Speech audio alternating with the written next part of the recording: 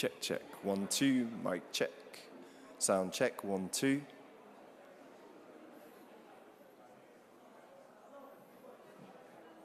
Sound check, 1, 2. Sound check, 1, 2. Podium check, podium check. Sound check, 1, 2. Podium check, podium check, 1, 2.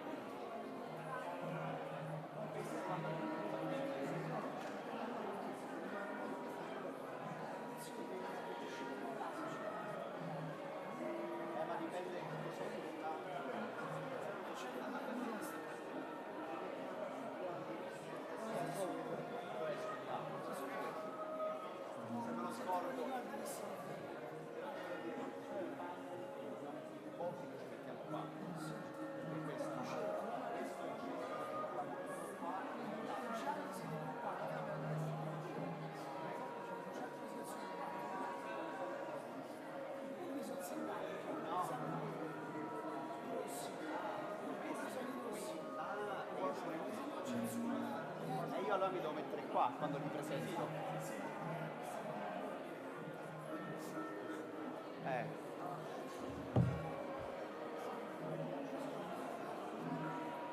Qua.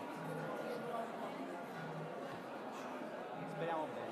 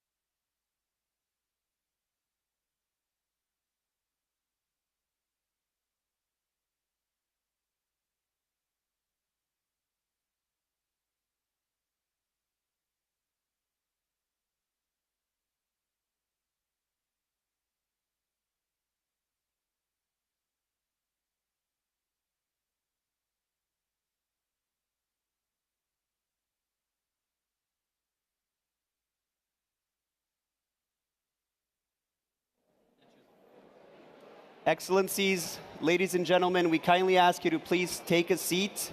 The grand opening will be starting very soon. Thank you.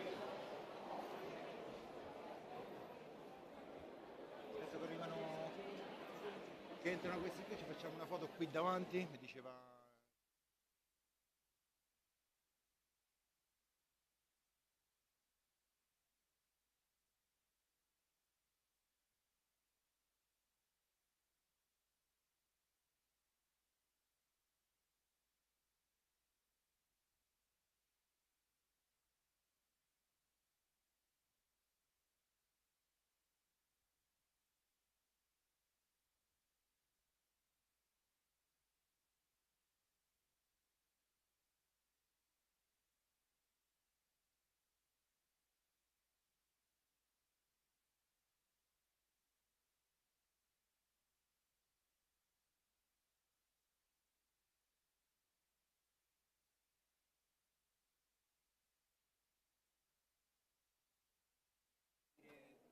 Okay, check. Check. No. Check. Okay.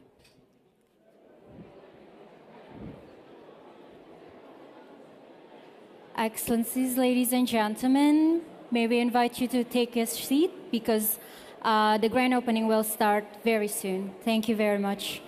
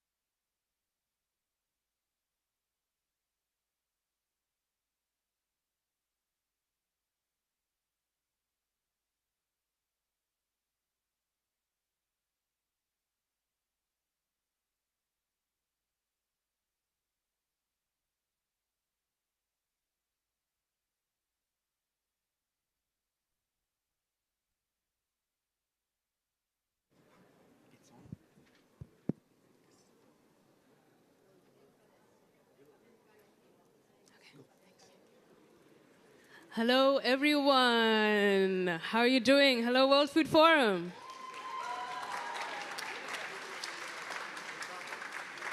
Hi, everyone. Bonjour à tous. Sanibonani. Ciao a tutti. Moroewan wose. My name is Mpiwa, and I am from Zimbabwe. I am one of the artists for this year's World Food Forum. Please give yourselves another round of applause for coming here, participating in a major event, mobilizing youth for impactful solutions and conversations. So if you also might remember or know, I am one of the artists who sang the World Food Forum anthem for last year. So I'm the anthem writer for that one, and I'm going to be singing that one today. The song is called Together. It's about happiness. It's about appreciating the moments that we have like these.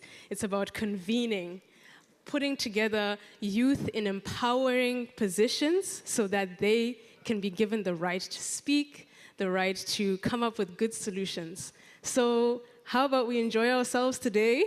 Let us appreciate what we have today. And yeah, I hope you enjoy the song. Let's go.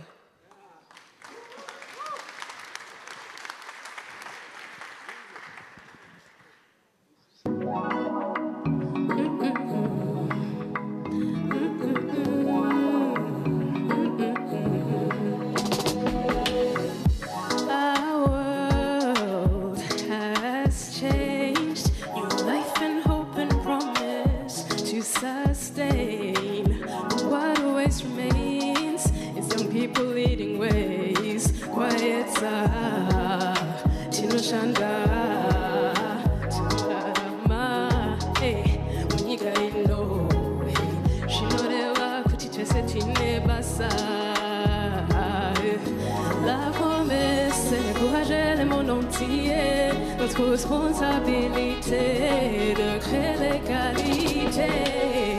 To see the world heal, to see the world grow. We will give, we will sow with grace. Challenges we embrace together, yeah. Together, yeah. Together, yeah. Together, yeah. Ensemble, yeah. On fait ensemble, yeah.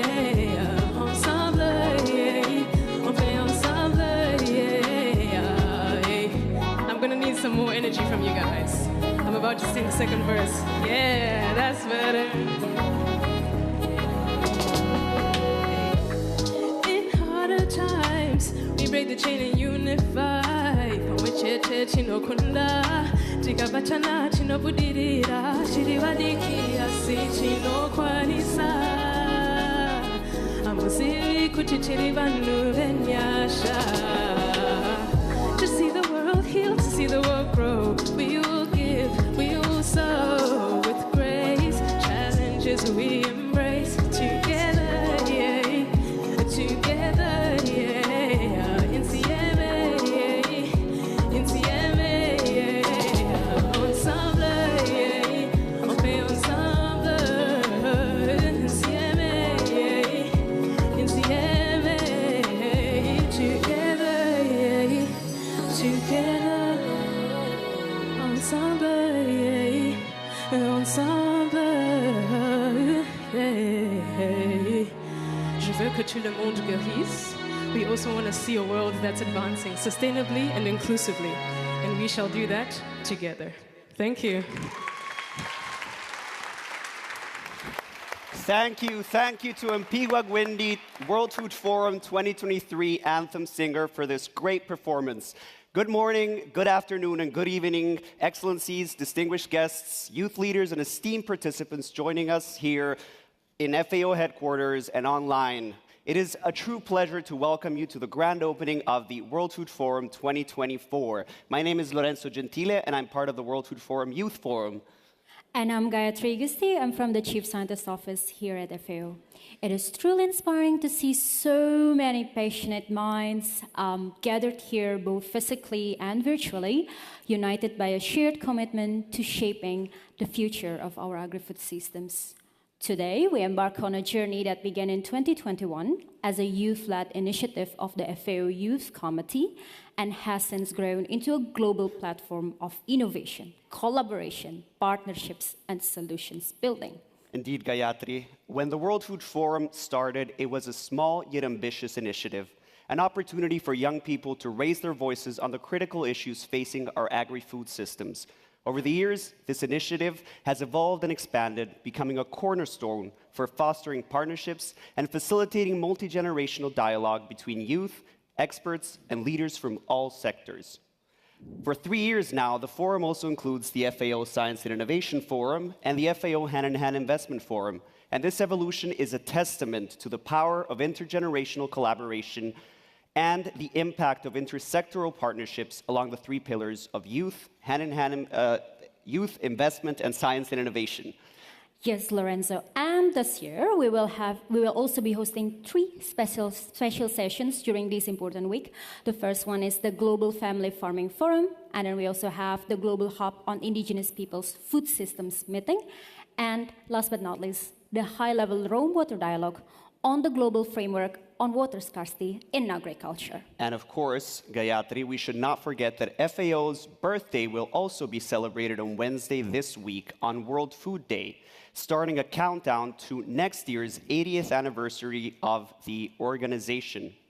Absolutely, Lorenzo. So it is going to be a very busy schedule ahead for this 4th edition of the World Food Forum. Yes, Gayatri, but we only have 5 years left to achieve the Sustainable Development Goals, including SDG 2 on zero hunger.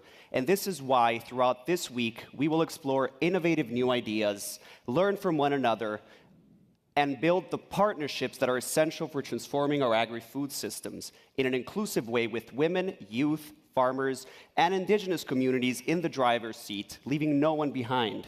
Speaking about new innovative ideas and inclusiveness, for the first time in FAO history, we are having simultaneous translation not only into the 6 official languages of the United Nations, but also in international sign language, as you can see on the screens.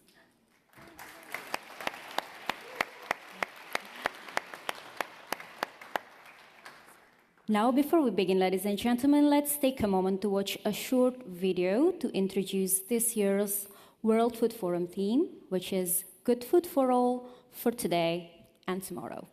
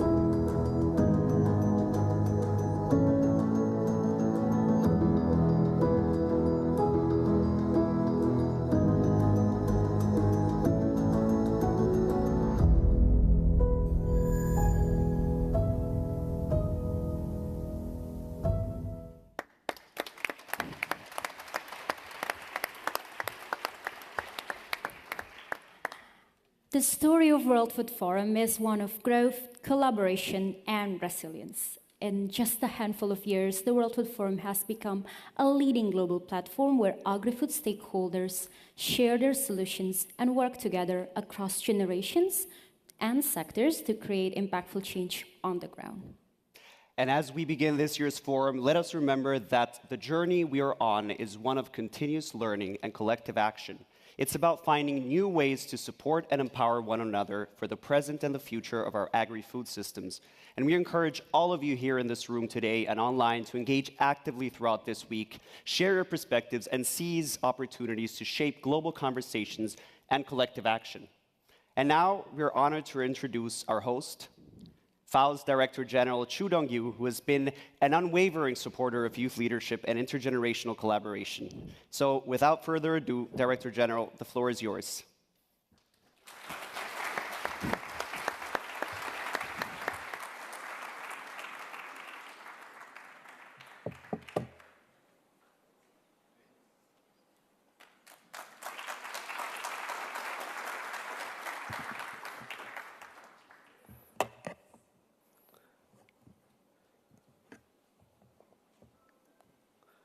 Excellencies, ladies and gentlemen, dear colleagues, welcome to 2024 World Food Forum.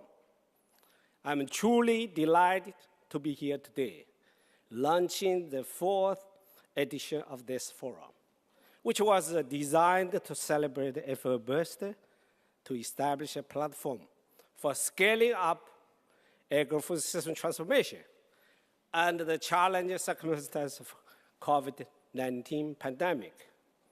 It is inspiring to see that the World Food Forum has grown into a more focused, youth-led global platform.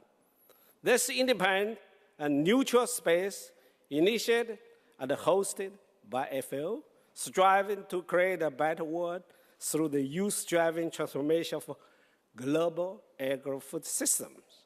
To all the young people and the young at heart in the room, and those join us online, there are great expectations ahead of you. You have an ambitious, exciting agenda in front of you, and one which will enable you to learn, share, and lead the change. Transformational change requires three key elements: youth, science and innovation, and target investments. These are the three main pillars of the World Food Forum. Working with young people ensures that our efforts are targeted at building dynamic capacity, creating sustainable long-term impact. By blending the innovative ideas of youth with the wisdom of senior generations, we have the balance needed to accelerate the transformation of global agri-food systems. The action we take today will directly impact the future.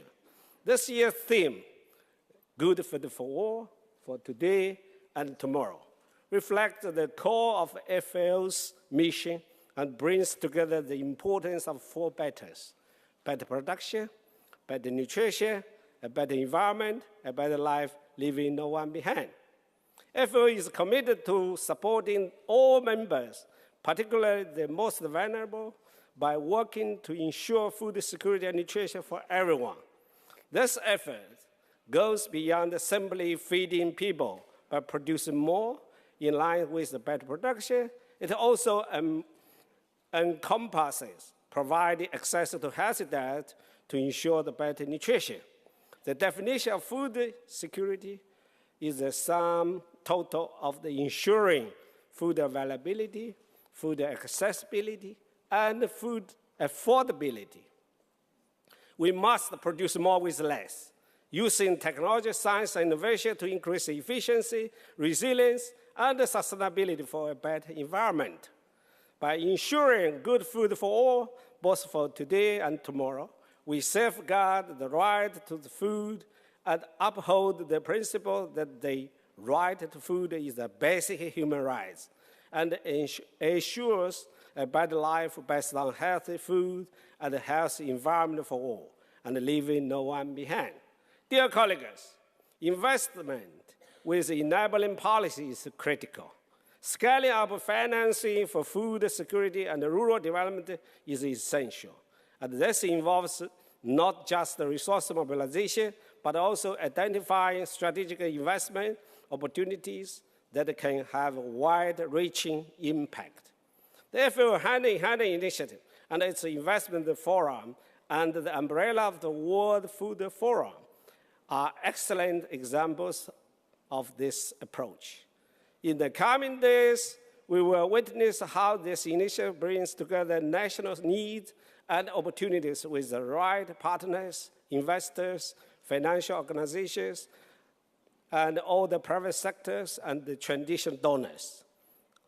The 2024 edition of the State of Food Security and Nutrition in the World, the Sofia report, launched at the G20 in Brazil this year, highlighted that the countries most affected by food insecurity are often those with the least access to the financing.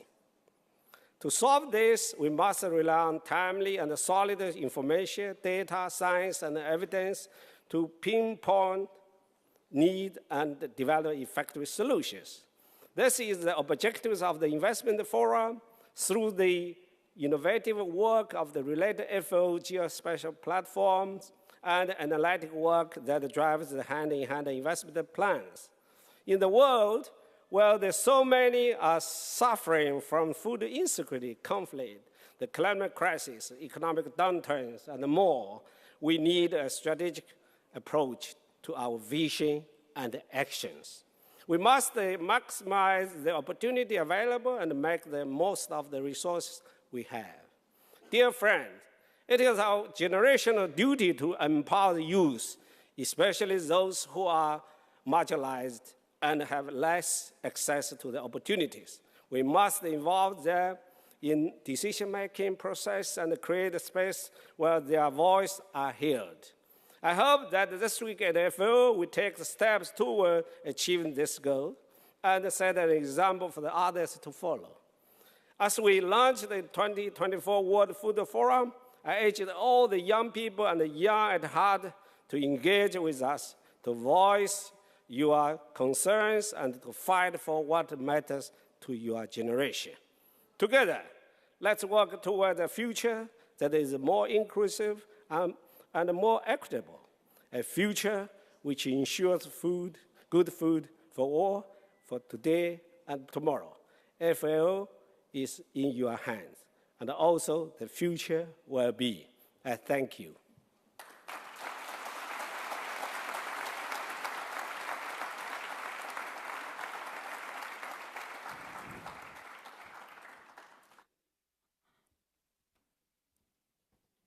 Thank you very much, Director General, for those inspiring words. Ladies and gentlemen, next we are pleased to welcome on stage Ms. Ngozi Okonjo-Iweala, the first woman to serve as the Director General of the World Trade Organization. Director General, the floor is yours.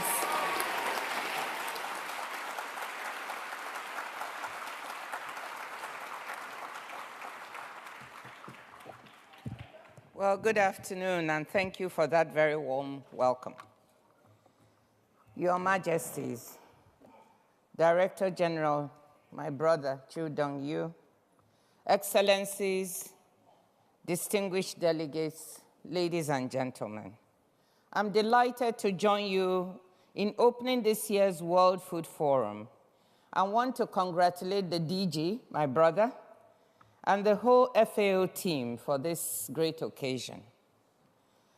My main message to you is that trade and the World Trade Organization are vital parts of an agri-food system that can deliver good food for people now and in the years ahead. My remarks today will look at three areas: the challenges ahead for farming and food security, how trade can help, and the role of the WTO. First, the challenges. The FAO's latest figures show around 733 million people are facing hunger, most of them in Africa and South Asia. At our current pace, we won't meet Sustainable Development Goal to end hunger and malnutrition by 2030, as you heard earlier. Climate change is a growing threat to food security, affecting every aspect of our food systems and exacerbating the sector's problems with water and land management, biodiversity loss, and deforestation. 55% of the world's food production occurs in areas experiencing water insecurity. Agricultural production and consumption continues to be distorted by trade restrictions and subsidies. In 54 countries analyzed by the OECD, support provided to individual producers averaged $630 billion per year from 2020 to 2022. This support often has environmentally harmful effects, encouraging the overuse of fossil fuels, energy, and water. The distance between business as usual and truly sustainable food systems is considerable. The FAO has estimated that our current agri-food systems impose hidden health, environmental, and social costs, equivalent to at least $10 trillion per year. Turning now to trade, the case for how it can help is straightforward. About 1 in 4 calories consumed worldwide is traded. Between 2000 and 2022, agricultural trade grew 5-fold, rising across all world regions. The average applied tariff on agricultural goods has fallen from 13% in 2005 to just about 5.8% in 2022, helping make food more affordable and available, whilst incentivizing exporters to ramp up production in response to international demand. Trade has contributed to food security and resilience.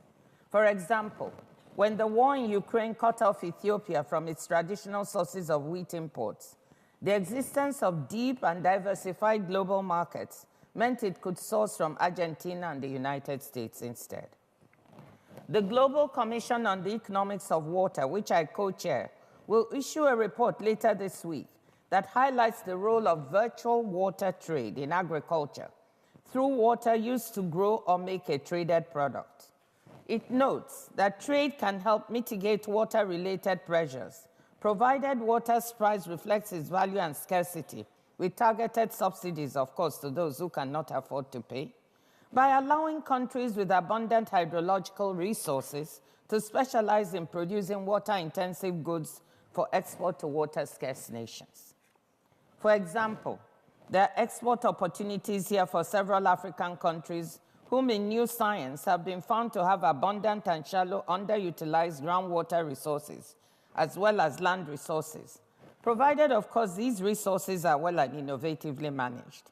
In fact, based on these land and water resources, Africa not only can and should feed itself, using intra-Africa food trade to manage supply and demand gaps, but it should also be able to respond to external world demand. Beyond trade's contribution to ensuring that food is available, trade-led growth and income gains have contributed mightily to bringing down hunger in countries including China, Indonesia, the Philippines, Thailand, Vietnam, to name a few. Now we need to help others replicate this success sustainably, and I want to stress that word, sustainably, because not all the practices have been sustainable. This brings me to the role of the WTO. The WTO provides a negotiating forum where members could lower trade barriers and reduce trade-distorting support, helping agricultural markets function better and freeing up billions of dollars worth of resources that could be put to better use. But the fact is that at a time when a comprehensive update to global agricultural trade rulebook is long overdue, we have not been so successful in moving forward agricultural trade negotiations at the WTO. But we will never give up trying.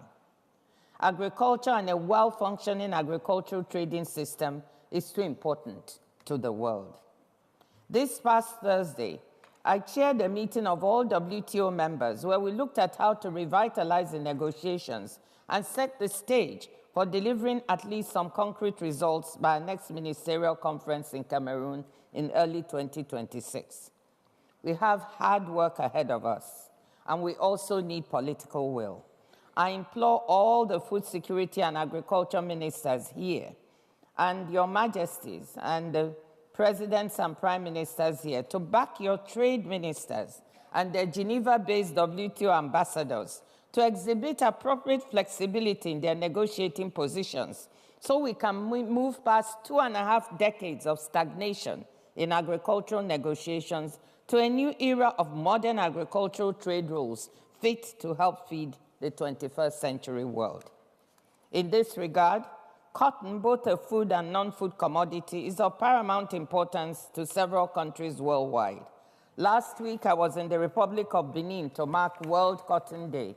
And whilst we are supporting exciting efforts there and in the Cotton 4+ countries in West and Central Africa to add value to their product and tap into global markets for textiles and clothing, in particular the sports apparel sector, I want to note for all concerned that this does not mean we are not paying attention to the issue of trade distorting domestic support that lowers cotton prices and weighs on the livelihood of millions of farmers in cotton-producing countries around the world. On the bright side, in pursuing agricultural trade reforms at the WTO, we have some recent accomplishments to build on. At our 12th Ministerial Conference in 2022, members committed to refrain from imposing export controls on humanitarian purchases by the World Food Programme, a step that the agency has said is helping to source food more quickly and from more countries. Our landmark agreement on fisheries subsidies will help ease pressure on the marine fish stocks that millions of people rely on for food and livelihood security. I urge you to help fast-track ratification of this agreement in your countries and support the rapid conclusion of negotiations on Phase 2 of the Fisheries Subsidies Agreement on some outstanding issues so that we can free up $22 billion in harmful fisheries subsidies that can be repurposed to help farmers or others in ways that are more beneficial. I know I've already made myself a nuisance by speaking to some of the ministers and the heads of state and government here on the fisheries subsidies, but please bear with me.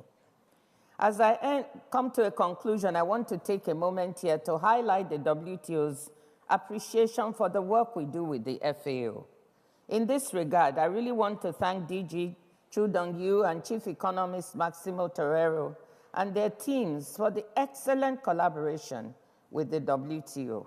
Our joint MOU, signed last December, ranges from work on fisheries and its associated trust fund to supporting cotton, to the Standards and Trade Development Facility, and last but not least, the Agricultural Market Information System. We look forward to continuing this collaboration, whose aim is to assist FAO and WTO members. Collaboration between multilateral organizations brings coherence and congruence to helping members and the people they represent. In conclusion, Excellencies, ladies and gentlemen, a free, fair, open, and predictable multilateral trading system and a modernized agricultural trade rules are critical to an agri-food system that can deliver good food to the world's people today and tomorrow. But such a trading system must be complemented by domestic policies that reduce distortions and improve competition. It must be complemented by policies that provide essential public goods to farmers, such as research, pest and disease control, efficient water management, extension services that are needed to improve productivity and sustainability. I'm convinced that we can all work together, multilateral organizations, governments, farmers, civil society, private sector, to enable people around the world to access the food and nutrition they need in a changing climate and a changing and uncertain world. Thank you.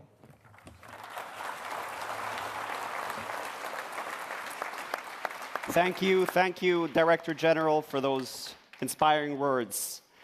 Now it is, I'll let the Director General take a seat.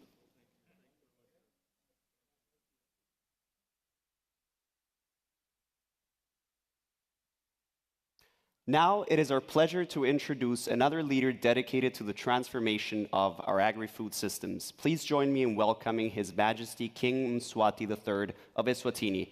Your Majesty, the floor is yours.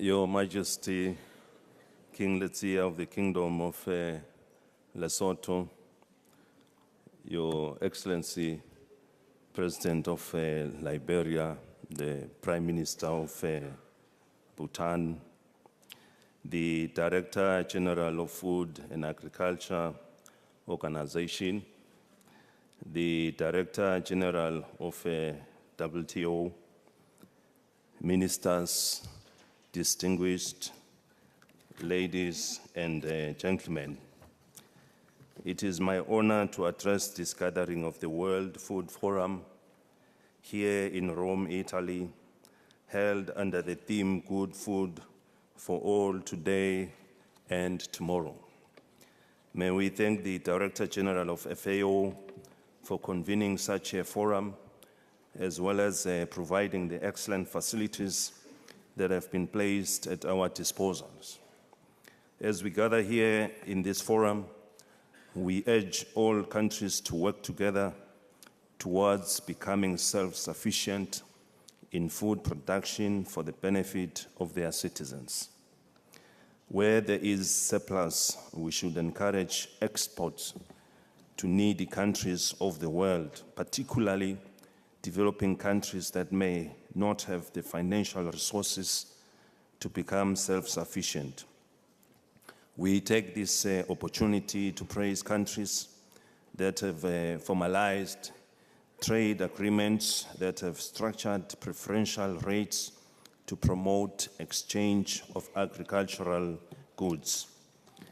These have helped countries grow their food industries and channel the profits of develop other national needs that would not have been attainable. As we are well aware, our countries have different soil composition, which requires the sharing of experts and scientists to determine the most suitable crops. This will enhance diversity of produce that can be shared or exchanged amongst each other for the benefit of all our peoples. As we look at developing our food products, this will not be possible without the enabling infrastructure, such as roads, warehouse, and ICT, to mention a few. This will make it possible for ease of moving produce from the field to the intended destination. As we look at the state of food insecurity in the world, it shows a clear indication of how our agro-food systems are producing unsatisfactory outcomes for our people, particularly in Africa. It is clear that current food systems are leaving too many people hungry, while increasing other types of malnutrition. The 2024 report on the state of food security and nutrition in the world reveals a significant increase in global hunger due to COVID-19, affecting 9.1% of the population in 2023 compared to the 7.5% in 2019. This is about 152 million people, more people than in 2019. And Africa has the largest population, facing hunger at 20.4%, which is a remarkable high number. The current agro-food systems face challenges due to population growth, urbanization, and changing age distributions. These include rising per capita income, which can introduce nutrition issues, leading to increased demand for processed food and animal proteins. Encouraging healthier diets requires education, campaigns, economic measures, and food environment changes. Rapid urbanization and premature rural to urban migration also pose risk, including food insecurity, social instability, infrastructure threats, and potential resource shortages. Your Majesties and Excellencies, the 2030 Agenda, which is a set of 17 Sustainable Development Goals, was adopted by world leaders to create a dependable future. However, due to major global events like COVID-19 and the armed conflicts, progress towards achieving them, particularly SDG 2 of zero hunger, has slowed down. Over 590 million people worldwide will still suffer from hunger in 6 years' time. Our agri-food systems are also linked to climate change, biodiversity loss, deforestation, and soil degradation, contributing to 30% of global greenhouse gas emissions and 70% of water use.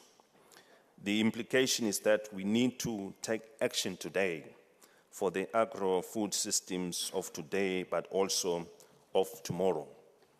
In an integrated policy approach is needed to achieve the SDGs, navigating synergies and trade-offs. Too much is at stake, and transformation is a matter of utmost agency. We do applaud the UN and member states for identifying and elevating the discourse around transformative entry points or key transactions that can have multiplier effects across the SDGs. However, more still needs to be done, particularly in making things happen on the ground. In the Kingdom of Eswatini, we've deliberately initiated a national call named Ngwe, meaning fast action now. This approach is now at the center of how we engage important aspirations and interventions for our people, especially after realizing that we are lagging behind in a number of SDG goals.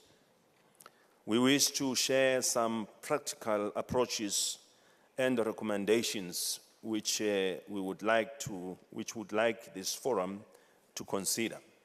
These can be adopted and customized for agri-food systems transformations in many contexts. These include the following: transforming agri-food systems to become resilient and inclusive, involving government intervention to ease business costs, reduce overregulation that discourages small, medium-scale enterprises formalization. 2, promoting healthy eating by pushing for diversity, fresh food, resilient crops, local production, and limited consumption of processed foods. 3, promoting generative agriculture, a system that, amongst other things, supports biodiversity, enriches soils, improves watersheds, increases carbon capture, contributes to global warming reversal, and fostering a regets life cycle. 4, switching to resilient, sustainable, and inclusive food systems, especially for low-resourced communities. Instruments and incentives to facilitate this include smart subsidies, structured incentive frameworks, and smallholder inclusive financial instruments. 5, climate finance presents an opportunity to transform food systems and make them more sustainable, especially if blended with public-private sector and development partner finances. 6, support deployment of green technologies, which include conservation agriculture techniques, integrated farming approaches, tunnel production, shed netting, plastic mulching, vertical production, solar-powered systems for water and processing, as well as a drip irrigation system, to mention but a few. 7, harness the accelerations of agro-food systems transformation as identified by FAO, namely data and information systems, digital technologies, and innovation, as well as fit-for-purpose institutions. We are pleased that global awareness of agro-food systems issues is growing, and more people feel the urgency to implement change, with our youth ready to spearhead action. We believe this is why the Forum has chosen the 2024 theme, Good for All, for today and tomorrow. The focus is on transforming agro-food systems for the benefit of all, including youth, women, indigenous and vulnerable peoples, and farmers. Good food involves healthy diets, sustainable livestock, fisheries and crops, biodiversity conservation, and responsible management of forests, wetlands, soil, and water.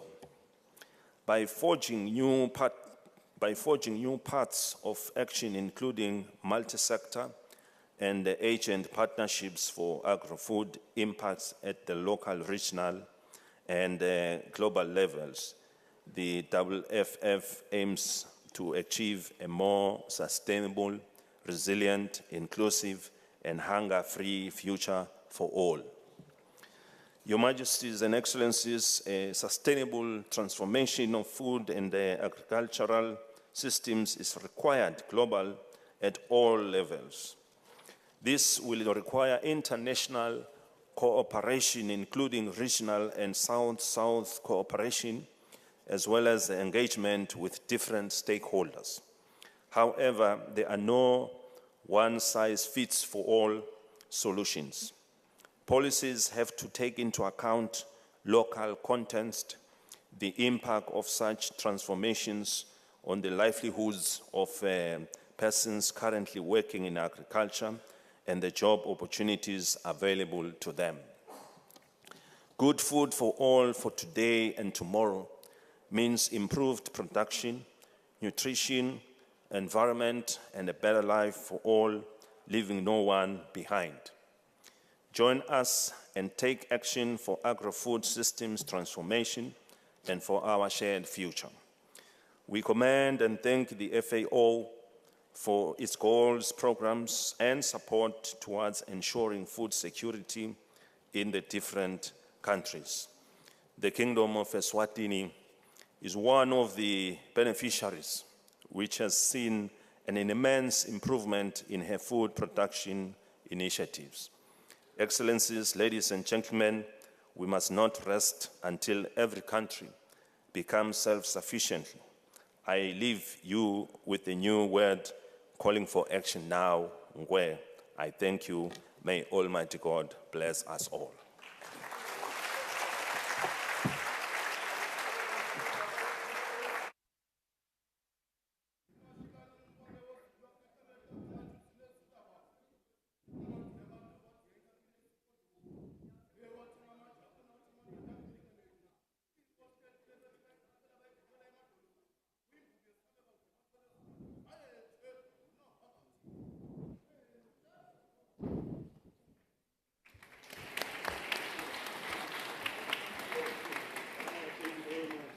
Thank you, Your Majesty, for your passionate statement.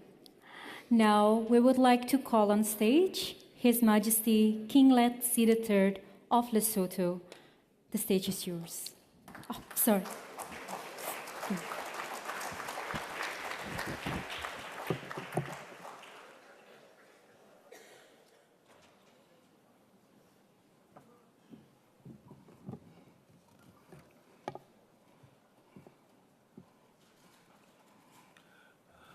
Your Majesty, King Eswatini III,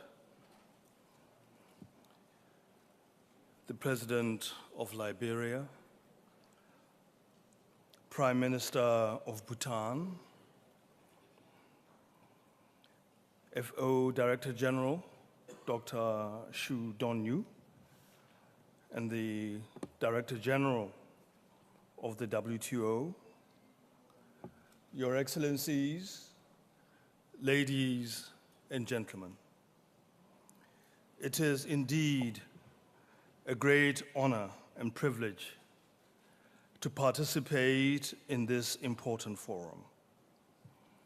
Let me start by thanking the FAO Director General, Dr. Shu Donyu, for extending this invitation to speak at this momentous occasion and platform.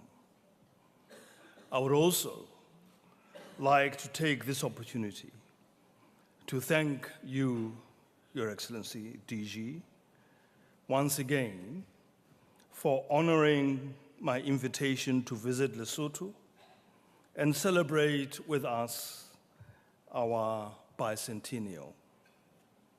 We were deeply honored by your presence in Lesotho and your interactions with government leaders and other segments of Lesotho society has left memorable impressions and a strong sense of belief that the food security challenges that the country is facing can be solved if we all work together. Your visit provided invaluable insights and encouragements as we strive to enhance investment to transform our agri-food systems. I would like to reiterate my appreciation for the FAO's leadership in championing the Hand-in-Hand initiative. I believe it is a vehicle and catalyst that will help countries like Lesotho to achieve their developmental goals. The technical support provided by your teams has been instrumental in enabling the Lesotho government to develop compelling investment cases. I'm particularly pleased that Lesotho will be one of the countries that will be presenting investment opportunities to potential investors during the course of this week, highlighting the potential for sustainable and profitable partnerships in Lesotho's agri-food sector. It is my sincere hope and belief that our investment cases will resonate with the priorities and aspirations of the potential investors. There is never a better moment like now to gather around and facilitate the necessary and much required investments to transform our food systems, which are clearly failing to deliver healthy diets for all. The failure of food systems is demonstrated by the increasing levels of poverty around the globe.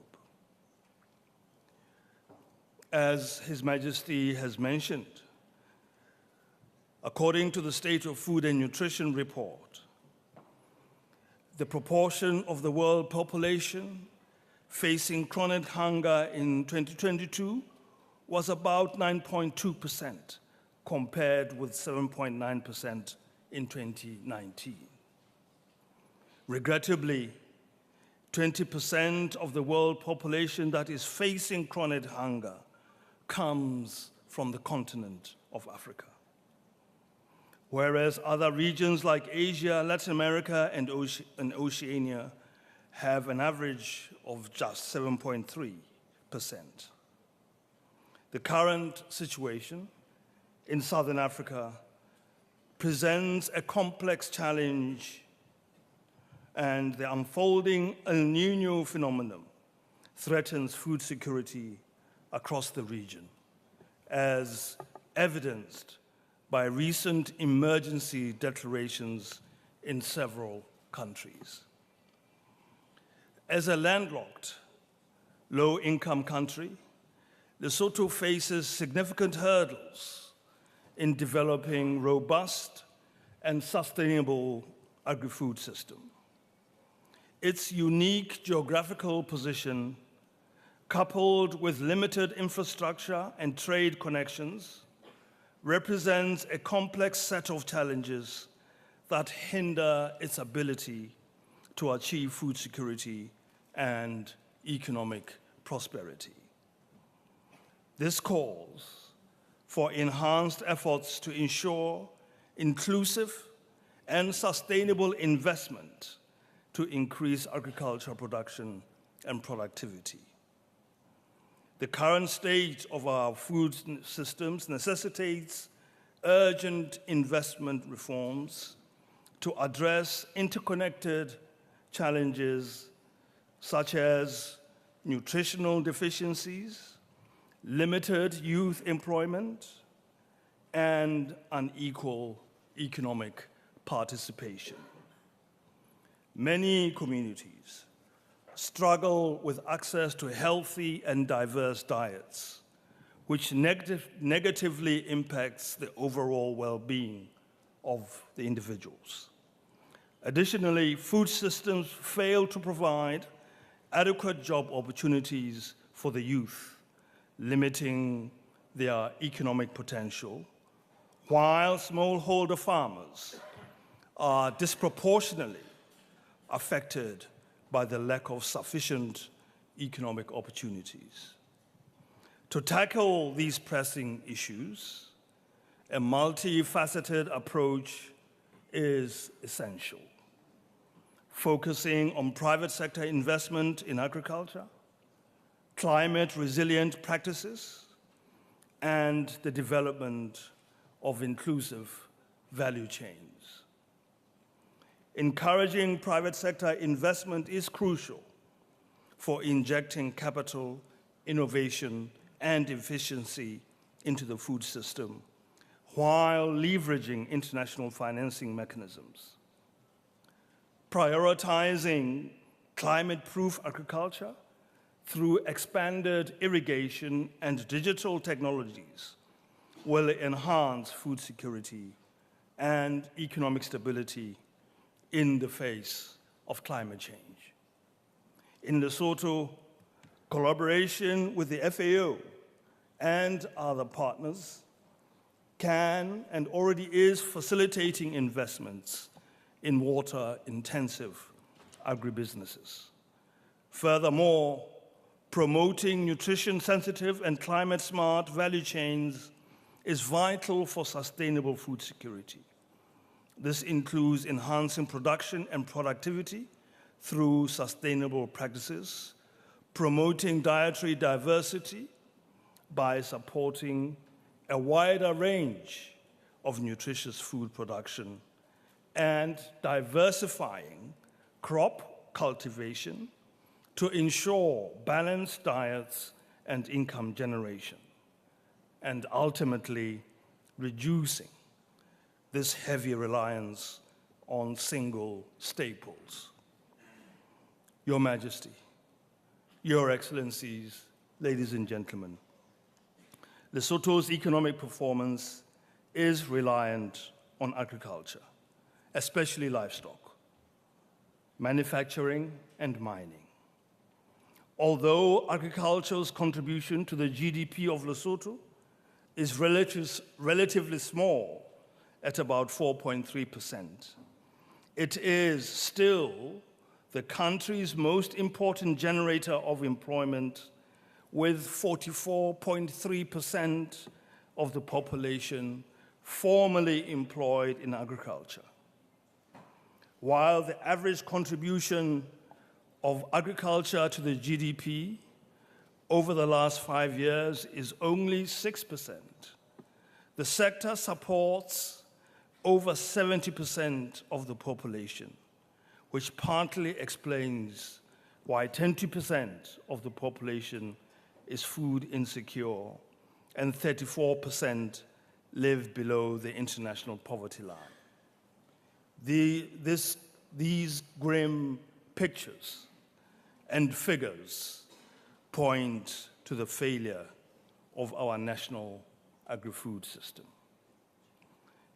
The country has limited arable land, and only 10% of its area is at all suitable for crop farming, of which only 0.4% is classified as good land.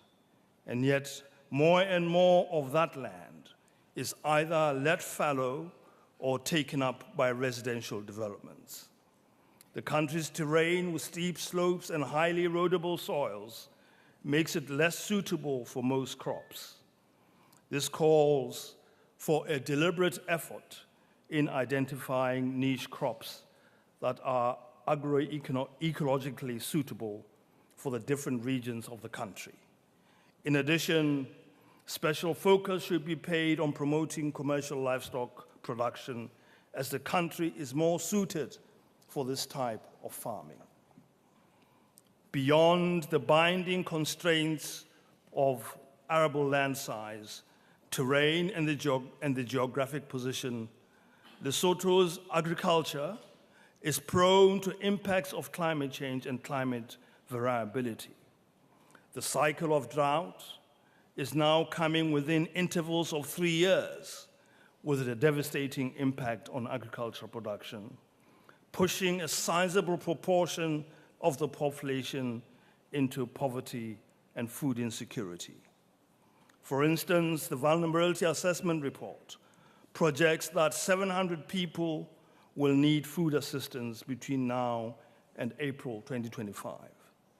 This is largely a result of the El Niño-induced drought that hit Lesotho and the rest of Southern Africa in early 2024. Additionally, as a landlocked country, Lesotho faces significant challenges in accessing international markets and trading agricultural products. Lesotho's landlocked status imposes several constraints, including higher transformation costs due to the necessity of transporting goods through neighboring countries to reach international ports, which diminishes the competitiveness of its agricultural exports.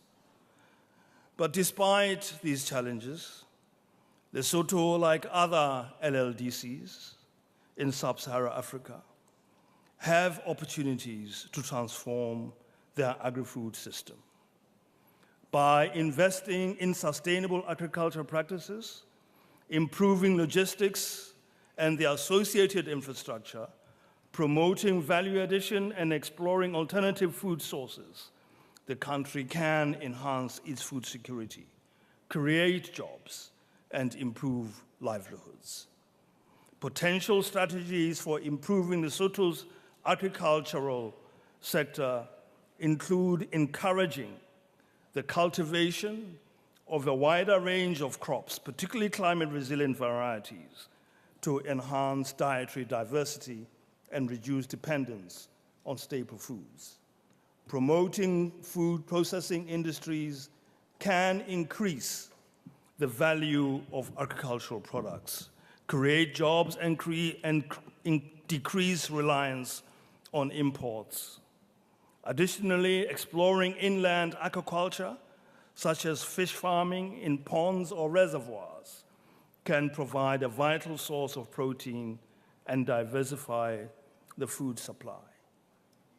Implementing climate-smart agricultural practices, including conservation agriculture and agroforestry, will help farmers adapt to climate change and improve soil health.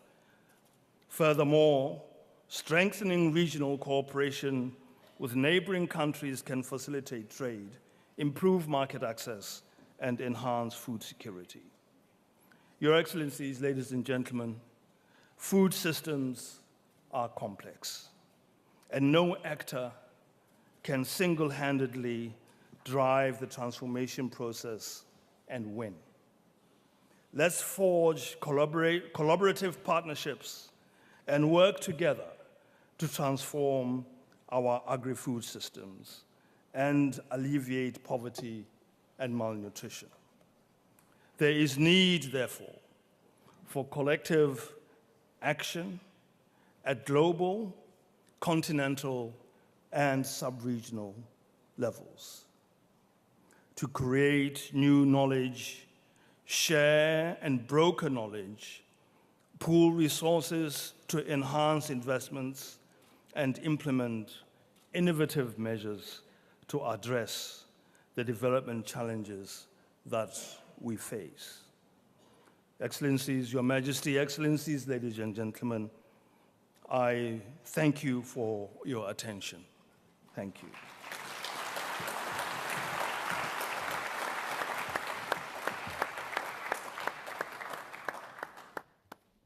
Thank you, Your Majesty, for that powerful address. Now,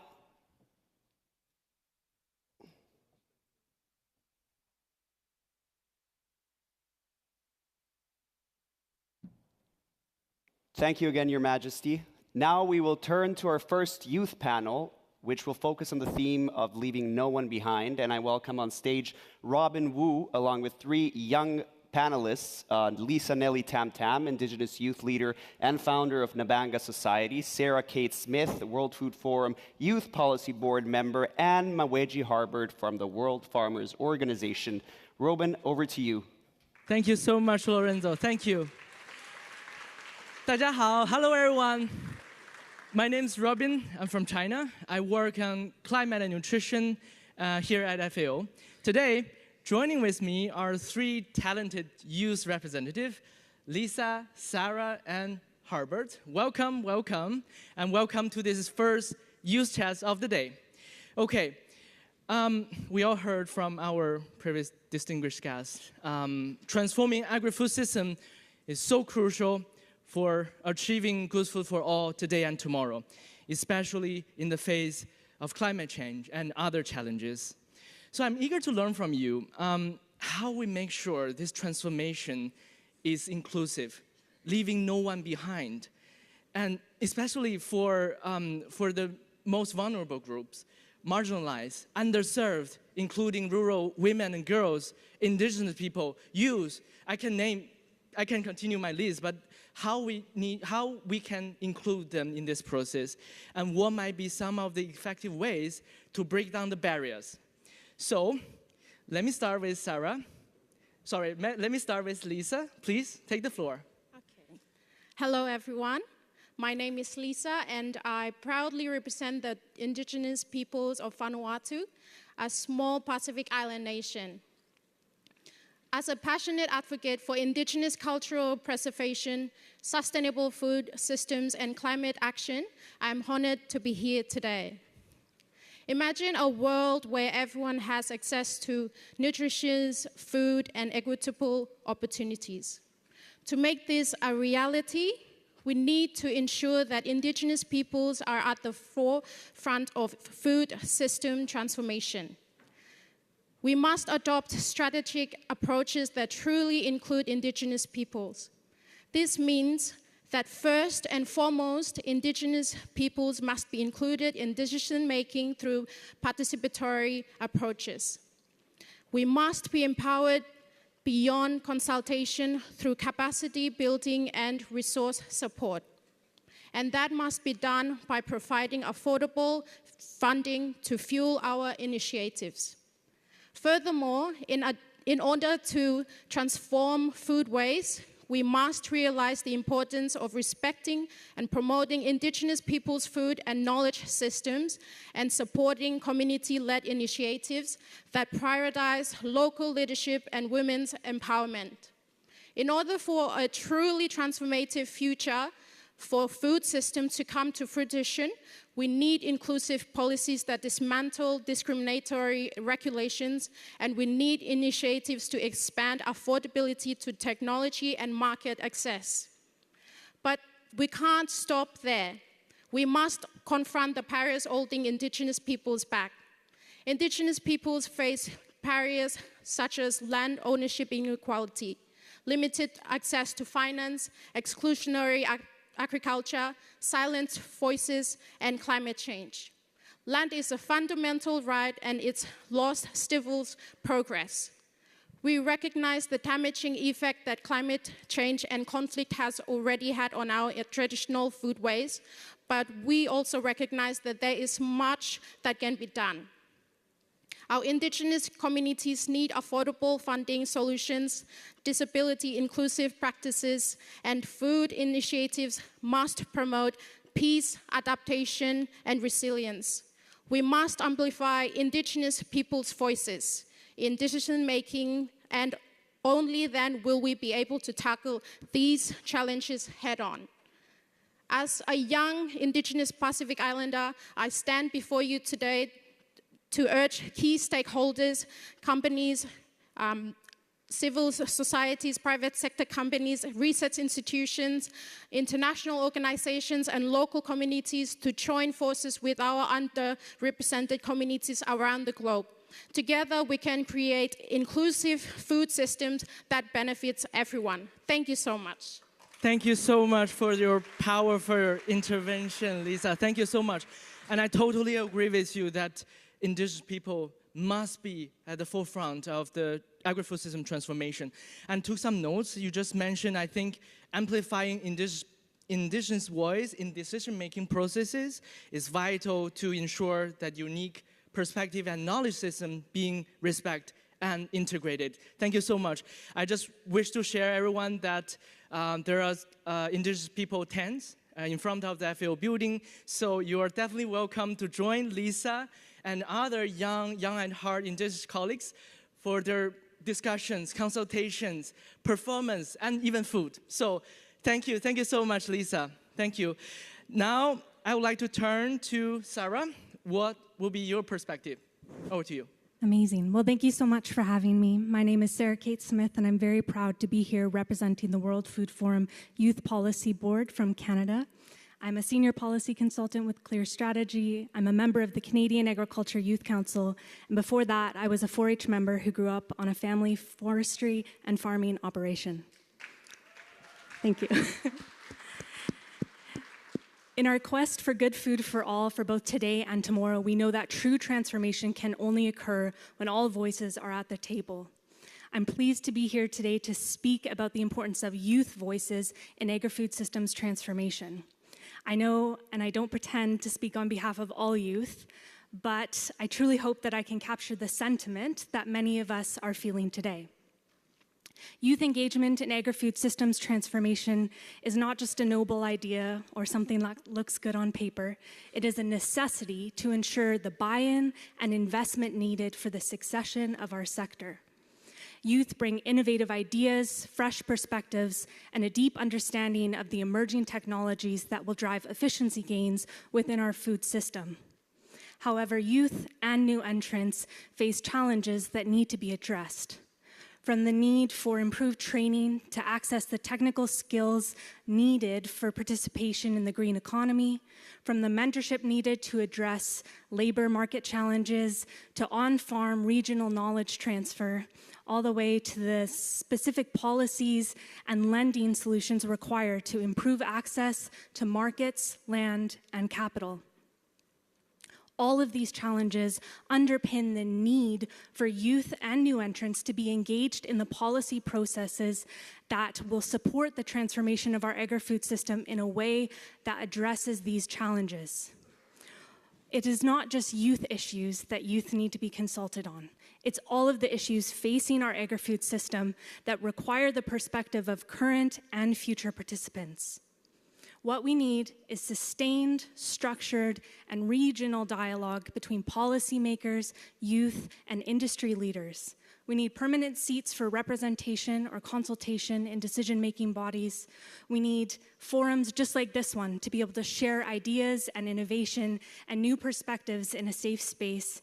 And we need mentorship programs that help bridge the gap between experienced professionals and emerging leaders. By committing to empowering youth, we're ensuring that the transformation of our agri-food system isn't just a temporary fix, but a sustainable evolution that will continue to improve for generations to come. This commitment to engaging youth can't just exist in policy spaces. It needs to extend to industry, and it needs to extend on farms. Youth have questions and perspectives and approaches that are crucial to creating a resilient and equitable food future. So I want to say thank you for taking the time to have youth voices shared today, to have underrepresented voices shared today, and I hope that this is an ongoing dialogue into the future to ensure the agri-food system transforms in a way that addresses those barriers.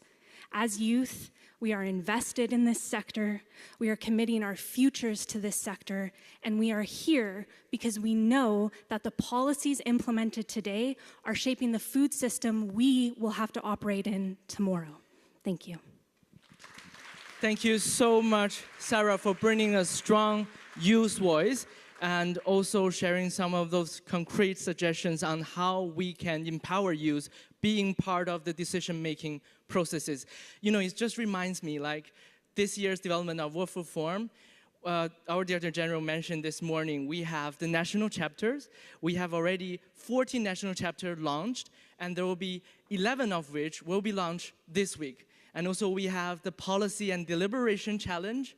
We have the Global Youth Action Plan, gathered all the perspective from the regions, right? So I think those are some concrete steps that we're moving forward towards the vision you just described. Right, Sarah, I hope? Yeah. And I'm also pretty much like your last sentence. The agri-food system we're shaping today will be the one we operate tomorrow. I just want to add one line. The youth we are empowering today, many of them will be the leaders in tomorrow. Thank you so much, Sarah. Thank you. Now, finally, I would like to turn the floor to Harbert. Can't wait to hear from you. Harbert, please. Yeah, thank you for having me. As I've already been introduced, my name is Maweje Harbert. I'll start with I'm a farmer, a soybean, banana, and coffee farmer from Uganda. I'm a representative of the WFO Youth Delegate, a Next Generation Agri-Impact Network Ambassador 2024. I'm happy to be here. But to answer your question, I'll start by saying agriculture is not just a profession to us. It's a lifestyle, a legacy passed on to us from generations. It is how we preserve our cultures, communities, and heritage. It's how we contribute to the development of our communities, societies, and nations at large. And yet, we, the young people, the rural women, and the indigenous communities are often facing significant challenges or barriers that exclude us from meaningful participation in the agri-food systems.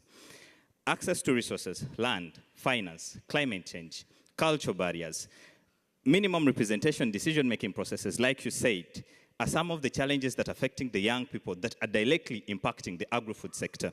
As a result, our potential to innovate and contribute within the agri-food system is limited.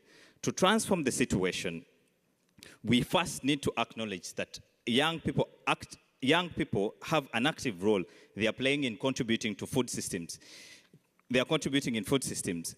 Inclusion is not just a policy goal, it is a pathway to resilience.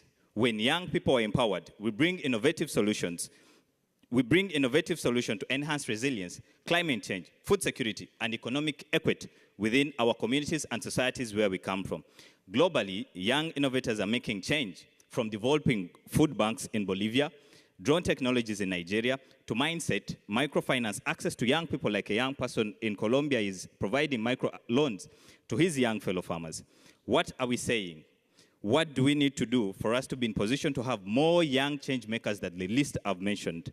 Access to knowledge, resources, finance, learning platform that like the World Farmer Gymnasium Program, the World Farmer Organization Gymnasium Program, the Next Generation Agri-Impact Platform. This platform equip young people with skills, knowledge that enable them to innovate and be better farmers within their countries. Secondly, and I want to stress this very much, trade and travel barriers. We cannot achieve at this point in time to have travel restrictions being put to young farmers. Peer-to-peer learning between countries is very necessary. I can give a very good demographic that has happened in this WFF. 5 of our 15 next generation ambassadors have been denied visas to come to the WFF, despite them having the necessary requirement. If we are to achieve the UN Youth Strategy 2030, we must have inclusive regulatory frameworks that enable young people to move globally.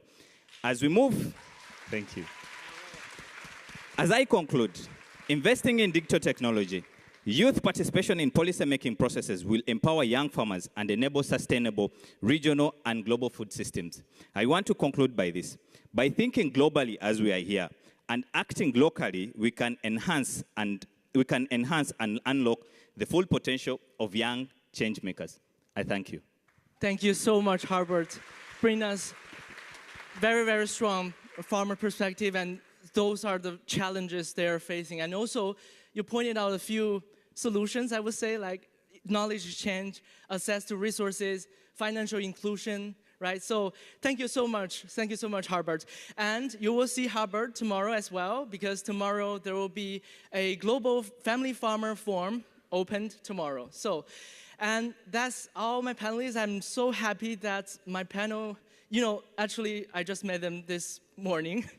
And I'm so proud that we have indigenous youth, women, farmers, different perspectives come out so naturally. And I think this is really the beauty of the World Food Forum. That's what we did in the previous years. Leave no one behind, leave no voice behind. Thank you so much. We will continue the discussions throughout the week and beyond. Thank you so much. 谢谢. Back to you, Lorenzo.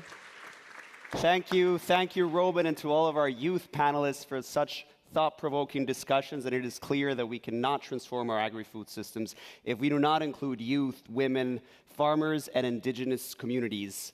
It is now my pleasure to invite you to watch a short video message by His Excellency Luis Rodolfo Abinader Corona, President of the Dominican Republic.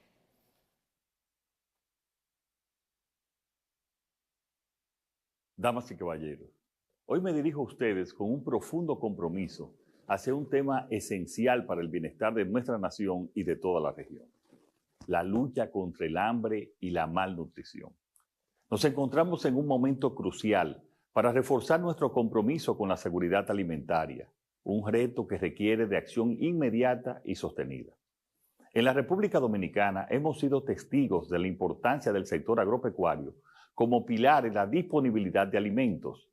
Nuestro país produce más de 16.8 millones de toneladas métricas de alimentos anualmente, lo que nos permite abastecer a nuestra población de 11 millones, recibir a casi 12 millones de turistas y exportar alimentos a nuestro vecino Haití y otros mercados internacionales, generando 3.000 millones de dólares al año en divisas. Todo esto gracias en gran medida a los pequeños agricultores, quienes representan el 80% de la oferta alimentaria en nuestro país. Hemos logrado reducir el índice de subalimentación del 8.3% al 4.6% en los últimos 4 años. Un avance que refleja el impacto positivo de nuestras políticas públicas en 5 áreas claves que me gustaría compartir y explicar. Estimulación de la producción agropecuaria. Hemos facilitado el financiamiento en condiciones favorables, apoyado la preparación de tierras, distribuido material de siembras y subsidios y mejorado infraestructuras esenciales como carreteras y sistemas de riego. Además, hemos garantizado un mercado justo para nuestros productores, controlando las importaciones para evitar desabastos y proteger los precios locales. 2. Fomento a las exportaciones agropecuarias. Con el apoyo a la industrialización y mejoras en la sanidad agropecuaria e inocuidad alimentaria, hemos impulsado la competitividad de nuestros productos en el exterior, asegurando estabilidad económica mediante una política macroeconómica de baja inflación y tasas de interés competitivas. 3. Fortalecimiento del empleo y los ingresos. A través del crecimiento de sectores como el turismo, las zonas francas, la construcción y las finanzas, hemos asegurado un aumento en el poder adquisitivo de nuestra población, mejorando su capacidad para acceder a alimentos nutritivos. 4. Subsidios a servicios esenciales. Hemos mantenido un apoyo constante a los sectores más vulnerables, con subsidios a la electricidad, a la educación y la salud, reduciendo las cargas económicas que afectan su bienestar diario. 5. Programa de apoyo alimentario. Los programas de asistencia directa a las familias más pobres han sido un componente crucial para combatir la desnutrición y asegurar que nadie se quede atrás en nuestra lucha por la seguridad alimentaria. A pesar de estos logros, debemos reconocer que los desafíos persisten y no podemos bajar la guardia. Enfrentamos un escenario global en transformación, donde los avances tecnológicos y la industrialización presentan tantos retos como oportunidades. Debemos estar preparados para aprovechar las nuevas tecnologías en la agricultura y mejorar nuestra productividad de manera sostenible, mientras enfrentamos los desafíos del cambio climático. El desarrollo de capital humano será clave para mantener ese avance. Solo mediante la capacitación continua y la modernización de nuestras prácticas agrícolas podremos asegurar empleos de calidad y una mayor competitividad en los mercados globales. La expansión del comercio agroalimentario es una realidad mundial. A partir de esta realidad, debemos construir estructuras comerciales resilientes y diversificadas que beneficien a nuestros agricultores al tiempo que fomentamos la inversión en toda la cadena de valor agrícola. Finalmente, quiero hacer un llamado a la cooperación, tanto local como internacional. El trabajo conjunto entre gobierno, sector privado y organizaciones internacionales es crucial para enfrentar los desafíos de la agricultura moderna, proteger nuestro medio ambiente y asegurar un futuro próspero y sostenible para todos. Damas y caballeros, el compromiso de la República Dominicana en la lucha contra el hambre y la malnutrición es firme. Seguiremos trabajando con determinación para asegurar que cada dominicano tenga acceso a una alimentación adecuada y nutritiva y que nuestro país continúe siendo un ejemplo de éxito en la región. Muchas gracias.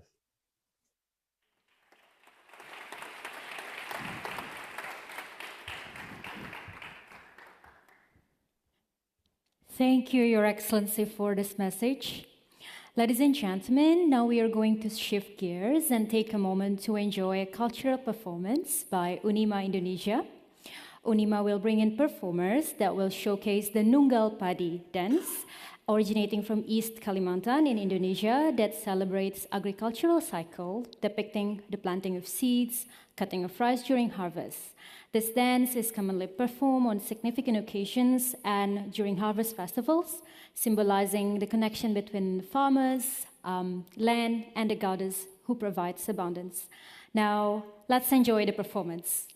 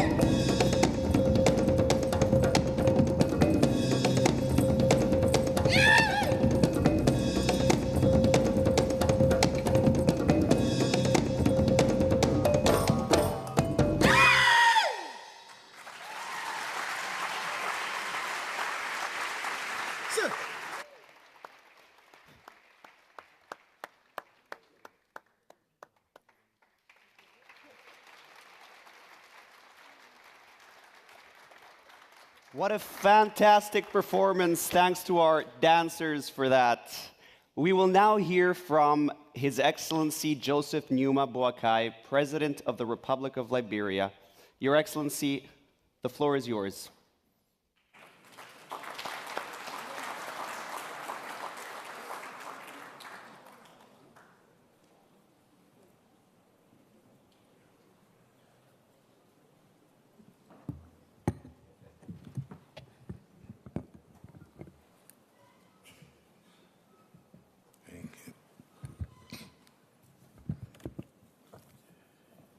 Thank you very much, Your Royal Highness, the DG, world leaders, ministers. Thank you very much. Thank you, Mr. Director General, for the kind invitation to address this august body as we discuss good food today, good food tomorrow, insecurity and urgent need to improve the world agri-food system. It is an honor to address you on this present concern that transcends borders and affects millions of lives. Today, we are witnessing an alarming rise of hunger and malnutrition across various parts of the globe, with the impact profoundly affecting the African continent. Africa, a land abounding with national resources and agricultural potential, tragically finds itself at the epicenter of the crisis. According to effort reports, millions of people across the divided continent and many other parts of the world face acute food shortages.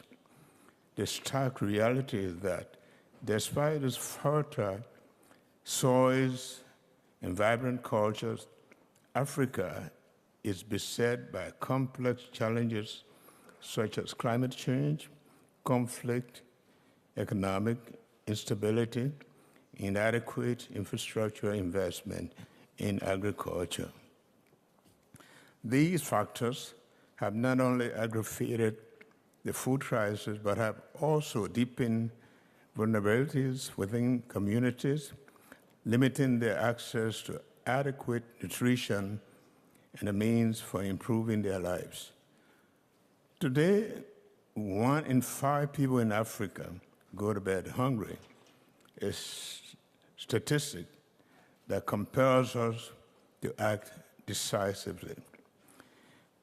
We are not here today to simply highlight the challenges, but to call for concerted and concrete action, urgent, impactful steps that will drive tangible change on the grounds.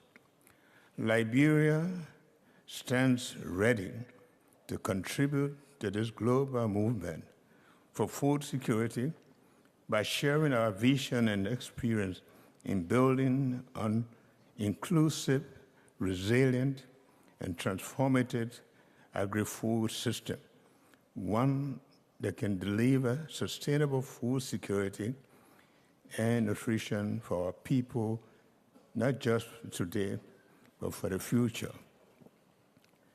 Located in the heart of the West Africa Upper Guinea region, rainforest region, Liberia is recognized as one of the world's most biodiverse areas. We are also one of the world's wettest countries, with an annual rainfall exceeding 2,500 millimeters. Our revered 2021 national determined contribution commits to reducing GHG emissions by 64% below the projected business as usual levels of 2030. In doing so, we reaffirm our dedication to environmental sustainability, with 10% of the reduction unconditional and 54% dependent on international support. Liberia is vital net carbon sink, absorbing more greenhouse gas than it emits, and proudly contains over 40% of the West Africa remaining rainforest. While we remain proud of our contribution to addressing global warming, we must also recognize the importance of our dependence on soy for our food security and economic development. Mr. Director General, colleagues, and distinguished delegations, we must prioritize funding for agriculture innovation and sustainable farming practices. By equipping farmers with the right tools, knowledge, and resources, we can increase our crop yield and diversify production, ensuring farmers can feed their families and live themselves out of poverty. Liberia's agriculture sector is vital to the country's economy, accounting for 28.9% of our gross domestic product and providing livelihood for 68% of our population. Development in food and crops, cash crops, fisheries, livestock can drive rapid growth in the next few years through sustainable practices and improved inputs. We will focus on food crops, fisheries, organic crops like palm oil and cocoa, which have positive impact on our food security and local commerce. Our vision for sustainable agriculture and food security is simple but ambitious. It requires that we purposely invest in sustainable value chain that promote agriculture productivity, reduce food loss, enhance processing capabilities, improve market access, and develop inclusive agribusiness model that empower smallholder farmers, women, and youth. Excellencies, let me make a case for the need for appropriate technology transfer, adaptation, and application in agriculture value chains development. The tragedy of food insecurity lies not in our ability to produce raw agriculture materials, but in our inability to transform the highly perishable raw agriculture products into stable, intermediate, and tertiary food products that can be traded over time. Hence, the high rate of pre- and post-harvest losses of farm import and food shortages. The imperative to establish a viable engineering subsector that will produce the appropriate technological hardware, machinery, and equipment needed to establish and envisage agricultural complementary value chains cannot be overemphasized. We call on our international community to join us in the immediate development of the vital engineering subsector that produce the capital of good to the vital in the food and consumer good production. For Liberia, this is an imperative. We are also starting an agro-industrial development program centered around oil palm and cocoa. This initiative will transform the oil product industry into a cornerstone of economic growth and wealth creation. Our vision encompasses 6 key objectives: achieving sustained economic growth, establishing new pillars of growth, creating wealth in our rural community, generating vital foreign exchange, boosting employment opportunities, and attracting foreign direct investment. Liberia's ideal climate equipped us to develop a robust oleochemicals industry with an initial focus on oil palm cultivation. Currently, we face a significant shortfall of 40,000 tons of palm oil, and across West Africa, that deficit reaches 1.8 million tons. This program is not just about agriculture. It is about enhancing our food security and securing a prosperous future for all Liberians. The plan is to put under cultivation some 100,000 hectares of land available to meet local demand and increase to 300,000 hectares to meet the West African market. The agricultural plans will be accompanied by plans for the processing, milling, refining, marketing of the oil and downstream process. To achieve this, we will leverage technology and digitization through and strengthen agricultural research and extension services.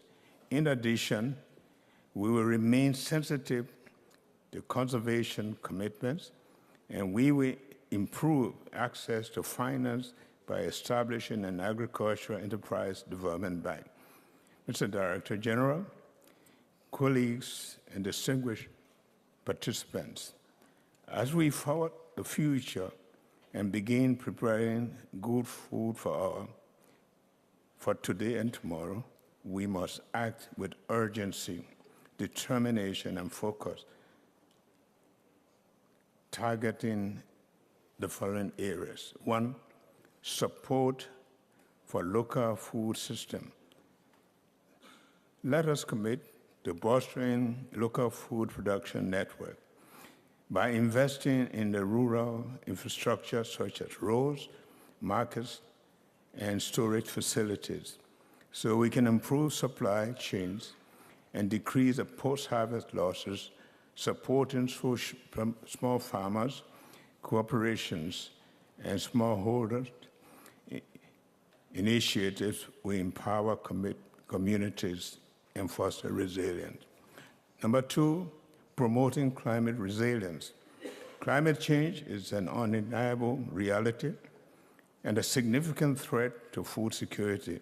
We must adapt and implement climate-smart agriculture practices and invest in research for drought-resistant crops that can withstand changing weather conditions, ensuring our food system remains stable in the face of environmental uncertainty. Number three, strengthening social safety nets. In the moments of crisis, vulnerable populations often suffer the most. It is imperative that we broaden social protection programs that can provide direct support to those most at risk of food insecurity. Ensuring access to nutrition for children, pregnant women, and the elderly is essential to break the cycle of poverty and malnutrition. Global collaboration, number four, and partnership. Lastly, we cannot face these challenges alone. We must engage in cross-border collaboration, share best practices, and foster partnership between governments, civil society, private sector holders, and international organizations. United, we can take dedicated actions to create sustainable food system that not only feed our nation, but also the foundation for enduring peace and prosperity. Mr. Director General, Excellency, and distinguished participants, the global population is growing with increasing pressure on our food system. Climate change, biodiversity loss, and the soil degradation further threaten our ability to meet the food needs of a growing population. This year's Food Forum presents an opportunity for all of us to reflect, deliberate, and commit to actions that will transform national and community agri-food system. The time for rhetoric has passed. It is now the moment for robust, unified action. We have the knowledge, the resources, and the humanity to tackle this crisis head-on. Let us emerge from this meeting not with mere commitments, but with actionable steps that we provide and plant firmly in the ground as we sow the seeds of hope and resilience. On behalf of the people of Liberia, I reaffirm our commitment to strengthening partnership, contributing to the global efforts to achieve sustainable development goals and the African Union's Agenda 2063. Together, let us foster a future where no child, no parent, no community is left to face the anguish of hunger. Our action today can help shape the landscape of tomorrow. Together, we can ensure a more resilient, sustainable, and prosperous future for our planet and its people. Thank you.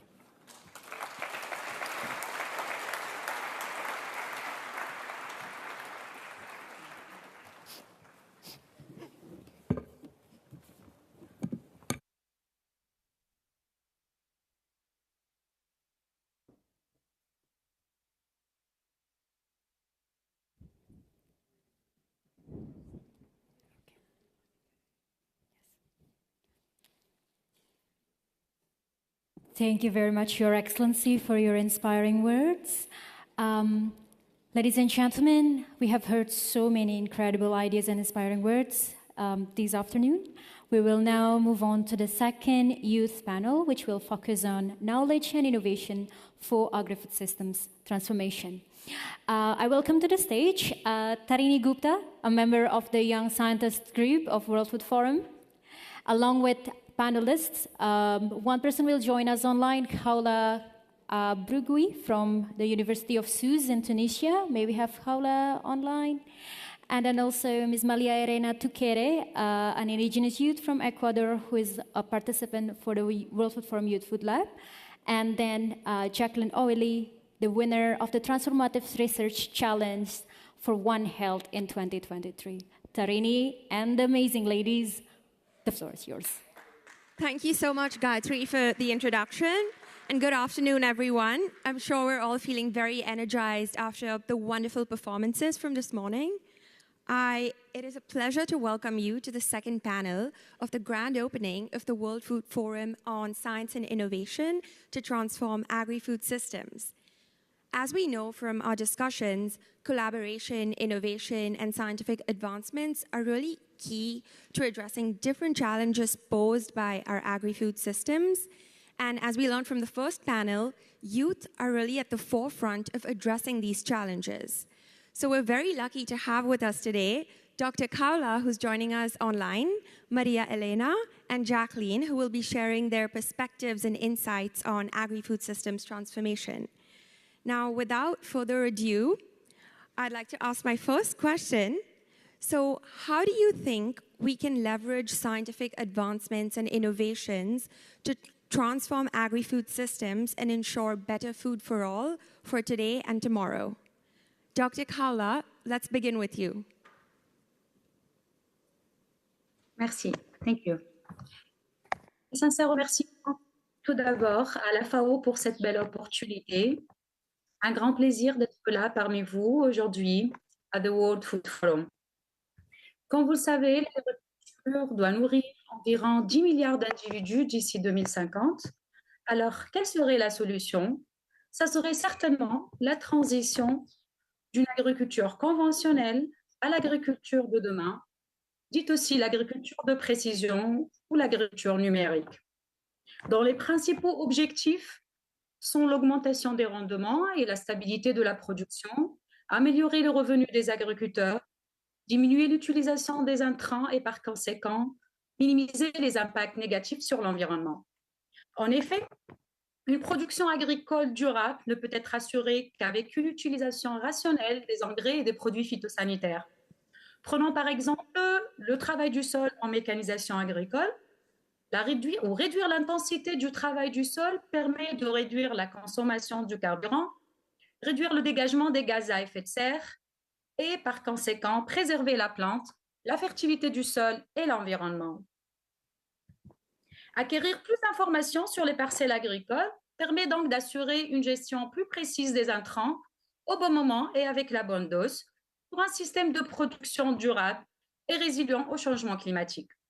L'agriculture numérique et la mécanisation durable seront donc les sujets qu'on va discuter cette semaine, plus précisément ce jeudi à the Science and Innovation Forum and Youth Forum session. Merci. Merci. Thank you so much, Dr. Kaula. Maria Elena, please share your insights. Alichishi tukuikuna, Yukaka María Elena, Quichua Guarmi Pashmicani, Ecuador Manta. Buenas tardes con todos, soy María Elena, mujer quichua de Ecuador, y creo que para acelerar la transformación de los sistemas agroalimentarios es fundamental aprovechar los avances científicos de la mano con nuestros conocimientos ancestrales y las nuevas soluciones que se están dando de forma innovadora alrededor del mundo. En América Latina y el Caribe presentamos grandes desafíos en cuanto a la sostenibilidad y a la resiliencia de nuestros sistemas agroalimentarios, lo que nos exige a pensar de forma creativa y adaptativa. Pero para ello, programas como FAO Campus y el programa de fortalecimiento de capacidades de jóvenes de la FAO para América Latina y el Caribe no solo nos brindan los conocimientos, sino también las herramientas para desarrollar ideas innovadoras que nos permiten tener o generar un impacto positivo y duradero en nuestras comunidades rurales. Un claro ejemplo de ello es que durante el laboratorio trabajé con un desafío relacionado con la diversificación de ingresos para jóvenes en comunidades rurales, integrando prácticas agrícolas sostenibles con agroturismo. Esta solución busca generar oportunidades económicas y de la mano preservando la biodiversidad y pues enfrentando el cambio climático. Gracias. Thank you. Jacqueline, the floor is yours. Yeah, thank you so much. So today we face urgent challenges in the agri-food system, and leveraging scientific advancements is key in actualizing some of these transformations. Technologies such as genetic breeding can enable farmers to optimize resources, increase their crop yields, and also reduce hunger worldwide.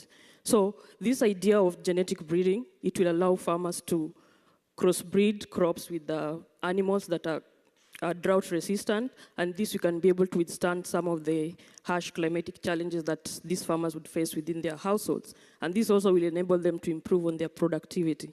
Thank you. Over to you, Tarini. Thank you so much. It's so clear that you all embody the core tenets required for agri-food systems transformation, innovation, entrepreneurship, research, inclusivity. Thank you so much. Now, the final question is, how do you think youth can leverage scientific advancements in agri-food systems transformation? So, Maria Elena, let's start with you. Gracias, Tarini. Sí, creo que los jóvenes somos clave en este proceso. Al ser parte de esta generación, tenemos una visión más fresca y a la vez tenemos mayor acceso a herramientas tecnológicas que nos permitan desarrollar estas ideas innovadoras. Pero más allá de la tecnología, es necesario, es esencial que los jóvenes participemos activamente en la co-creación de políticas y estrategias que defiendan nuestras realidades locales. Gracias, Tarini. Thank you. Jacqueline, please go ahead. So innovation is a very important space for the youth. So this is where the youth can play an important role in driving innovations and also adopting new agricultural technologies. And by empowering the youth in these digital spaces, we can be sure to create a resilient agri-food system and ensure that we can able to have good food for all today and tomorrow. Thank you. Thank you so much. Dr. Kaula, all yours. She's muted. Sorry, I think you're muted.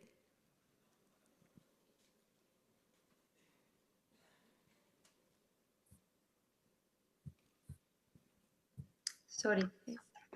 Alors, le rôle scientifique est de transférer les pratiques innovantes aux agriculteurs, aux jeunes entrepreneurs, transférer ainsi les résultats de recherche chez les producteurs. Nous pouvons garder une bonne phrase. L'innovation agricole pour tous. Thank you all so much for sharing your insights and your thoughts.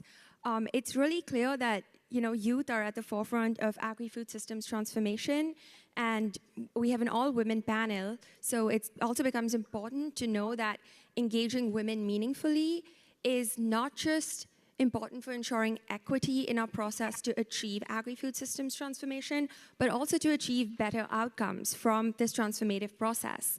I also look forward to seeing what emerges from discussions that will come up from the Science and Innovation Forum in the next few days. So I really invite everyone to join the Science and Innovation Forum events, and thank you all so much.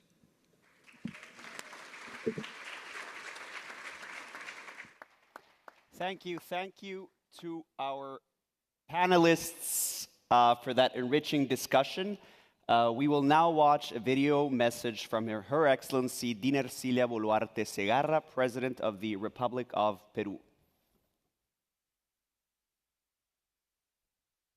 Buen día con cada uno de ustedes.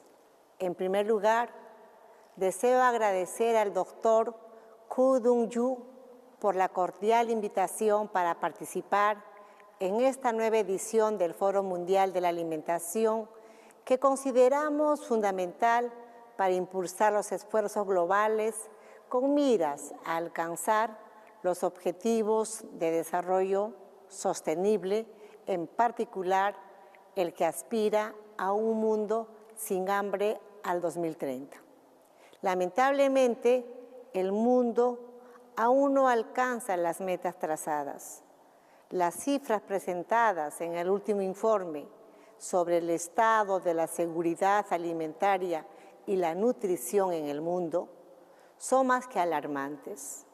1 de cada 11 personas en todo el mundo padece de hambre, lo que implica que millones de personas pasaron un día entero sin comer. Millones de personas que vamos dejando atrás, no lo podemos permitir. Por ello, es urgente trabajar juntos hacia la transformación de nuestros sistemas agroalimentarios para hacerlos sostenibles, inclusivos y resilientes a fin de garantizar a nuestra población la provisión de alimentos saludables y nutritivos, económicamente, además, asequibles, apropiados y suficientes. Acabar con el hambre y la desnutrición es un objetivo prioritario para el Perú. Mi país cuenta con una política de Estado sobre promoción de la seguridad alimentaria y nutrición que orienta nuestros esfuerzos en la materia. También estamos trabajando en la adopción de la Política Nacional de Seguridad Alimentaria y Nutricional y en la Política Nacional de Agricultura Familiar para atender la alta vulnerabilidad económica, social y ambiental de los agricultores familiares. En efecto, el Perú, país megadiverso y centro de origen de la papa, contando con más de 4.000 variedades de este tubérculo, es uno de los países más vulnerables al cambio climático.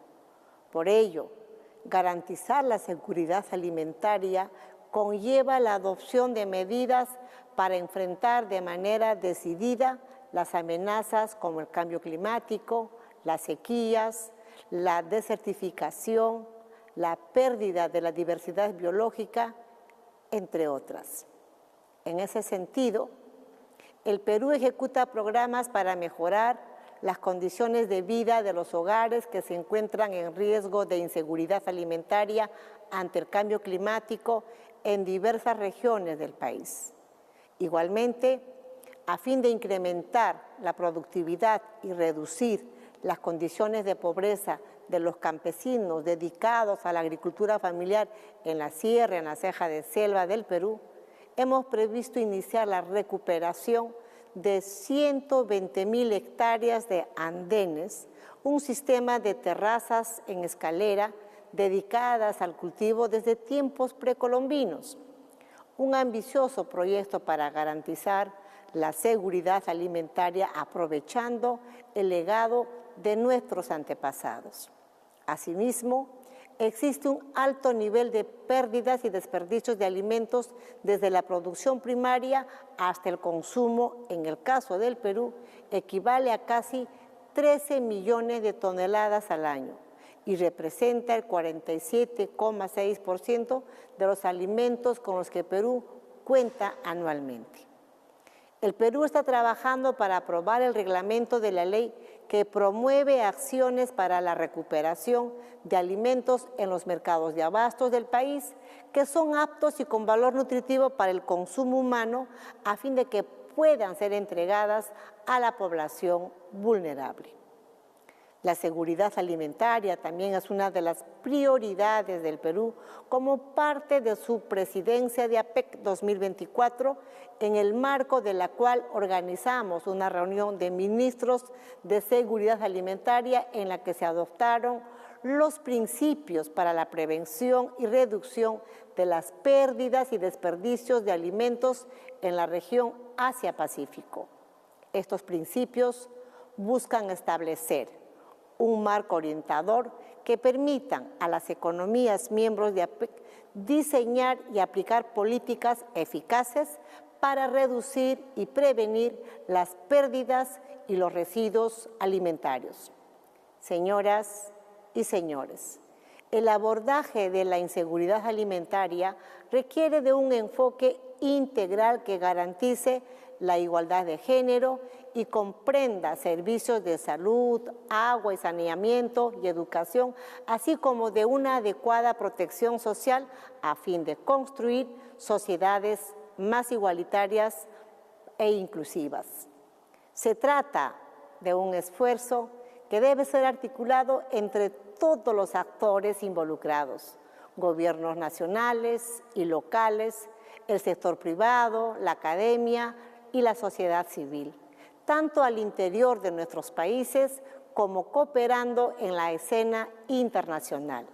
Confiamos en que este nuevo Foro Mundial de la Alimentación seguirá contribuyendo a dicho propósito, para lo cual pueden seguir contando con el firme compromiso del Perú. Muchas gracias y buen día con cada uno de ustedes. Thank you to Her Excellency for those encouraging words. We now have the pleasure to watch another video address by Her Excellency Mia Moore Motley, the Prime Minister of Barbados. Hello. This year's World Foods Day theme is Right to Foods for a Better Life and a Better Future. And believe you me, this resonates strongly with us in the Caribbean. We're in the midst of an NCD crisis. We've seen that chronic non-communicable diseases have led to too high a loss of life in our land, too high a loss of quality of life as well, and indeed to unsustainable costs to our national health systems. Investment should be in pursuit of a vision, not simply expenses devoted to fixing problems that would have been prevented. We want to make those investments. We're told that the Caribbean is the region with the highest costs of a healthy diet. That cannot be acceptable. Clearly, a focus has to be made in investing in producing nutritious foods efficiently and sustainably. And we used to do it. We need to make healthy foods more accessible. We need to transform our food systems, and that must start with transforming our own thinking. Our thinking about food, our thinking about agriculture, our thinking about our role as custodians of a fragile environment. Our engagement with young people, innovation and investment, yes, they're all essential components for building a better and more food secure tomorrow. My dear friend, Director General Kyu Dong-yu, has very astutely designed the World Food Forum to generate the necessary momentum for driving the agri-food system transformation across the globe in many different realities. While I'm not able to physically attend this forum in 2024, I'm pleased to say that the CARICOM region is well represented, led by our Secretary General, Carla Barnett. The Caribbean delegations will be telling the story of how rapidly changing patterns of precipitation and saltwater incursion are affecting our agriculture here in the Caribbean. They will speak to you about the urgent need for timely investment in irrigation systems across the region to build resilient food systems. We also understand that while we expand irrigation systems, we are committed to adopting technologies that assure us that we are using water efficiently. As small islands that are highly vulnerable to the impacts of the climate crisis, we are committed to the sustainable management of our water, our land, and our marine resources. The truth is that we have determined as a region that 2025 was supposed to be the year by which we reduced our import bill by 25%. But with the rise of the pandemic between 2020 and 2023, effectively, that target seems modest and seems probably inappropriate. And we therefore now have to see how we, with the rest of the world, can work to be able to increase that local food production, that regional food production, and ensure that we do not have hungry people in our midst. For we all know that a hungry man is an angry man, and a hungry man can be a sick man. I close by thanking the FAO for its global leadership on this agri-food system transformation. And I would like each of you to know that you are in our thoughts for the successful deliberations during this most important forum. Thank you.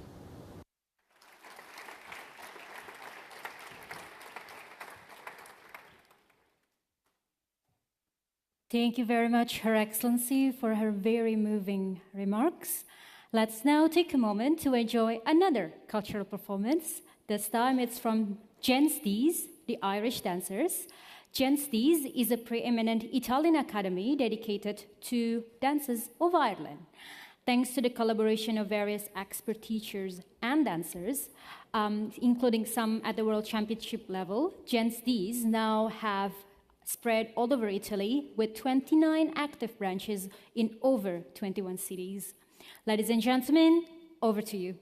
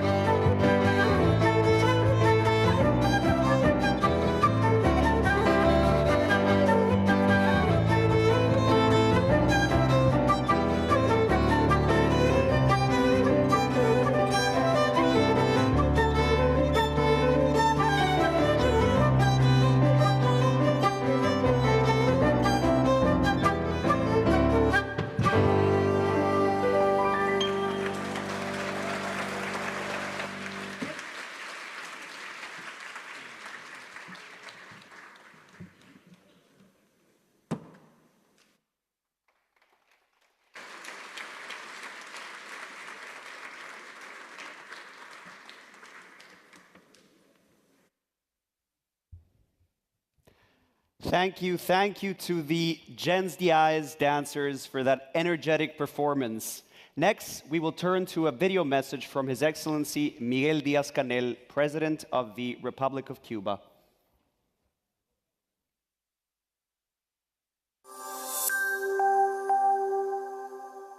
Excelencias, distinguidos participantes. Agricultura y alimentación son términos inseparables y en el caso de Cuba resultan estratégicos. Por muchas razones que no caben en unas pocas líneas, vivimos una época marcada por la desigualdad y la injusticia en las relaciones económicas que donde más cruelmente se expresan es en las dolorosas carencias alimentarias que padecen las grandes mayorías excluidas del progreso en esa vital área. A ese crítico panorama global se unen los estragos que dejaron en todo el planeta los 2 años de pandemia, con su impacto no superado aún en la cadena de suministros, los efectos dramáticos del cambio climático en las producciones agrícolas y de alimentos, y en el caso particular de Cuba, el largo y profundo daño de la política de bloqueo hoy recrudecido en el conjunto de la economía, con énfasis en el nivel de vida de la población. Todos esos factores pueden explicar muchas de las deudas que acumulamos en el desarrollo de la agricultura y la producción de alimentos, pero no serán freno para la imprescindible, impostergable inversión extranjera directa en esas áreas. Urgen y estamos abiertos a todas las propuestas. La reciente visita del director general de la FAO a Cuba ha sido fundamental para fortalecer la inserción de la isla en la valiosa iniciativa que nos brinda la posibilidad de presentar los planes de inversiones nacionales priorizados y detallar oportunidades en aquellas áreas en que la iniciativa Mano de la Mano pudiera apoyar al país. No son pocos los expertos que reconocen la existencia de un clima propicio para la inversión extranjera directa en nuestro país, especialmente en el sector agrícola. Como premisa, se cuenta con varias fortalezas. En primer lugar, su ubicación estratégica, que facilita el acceso a mercados importantes en América Latina y el Caribe. La disponibilidad de recursos humanos, al contar con una población altamente capacitada para actuar en diversos sectores productivos, y la inversión en investigación y desarrollo en Cuba como un área en crecimiento con oportunidades para innovaciones tecnológicas que pueden potenciar la producción agrícola. Cuba también cuenta con infraestructuras industriales, productivas, hidráulicas y eléctricas en franco proceso de fortalecimiento, y los estudios edafoclimáticos regionales y locales aseguran a los inversionistas un escenario propicio para maximizar sus proyectos. En el nuevo y diversificado escenario económico cubano funcionan hoy más de 11.000 medianas, pequeñas y microempresas, muchas de ellas listas ya para colaborar en el crecimiento del sector agroalimentario, alineándose con nuestras prioridades nacionales de desarrollo sostenible. En ese contexto, resalta la importancia de la iniciativa Mano de la Mano para Cuba, en tanto esa colaboración no solo ofrece un espacio para la inversión extranjera, sino que también fortalece nuestro compromiso con el desarrollo sostenible y la seguridad alimentaria. A través de este esfuerzo conjunto, buscamos crear alianzas estratégicas que impulsen nuestras capacidades productivas para enfrentar los desafíos actuales, garantizando un futuro más próspero para la nación. Las cadenas priorizadas incluyen el cultivo del arroz, el aumento de la producción de granos como frijoles y maíz, la mejora de la industria de la caña de azúcar, así como el fomento del cultivo de frutales, áreas fundamentales todas para diversificar nuestra economía, incrementar la producción de alimentos y promover un desarrollo agroindustrial sostenible.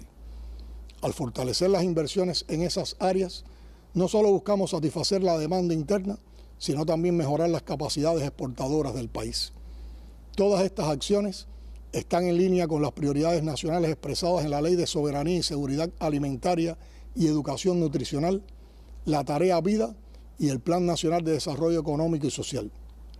Estas iniciativas deben guiar a Cuba hacia un desarrollo agrícola sostenible, con seguridad alimentaria y un manejo responsable de los recursos naturales, integrando en cada paso a la inversión extranjera como un socio esencial en la misión. Les agradezco la posibilidad de participar en este foro y los invito a considerar a Cuba como un socio estratégico en un camino conjunto hacia el desarrollo agrícola y la seguridad alimentaria. Muchas gracias.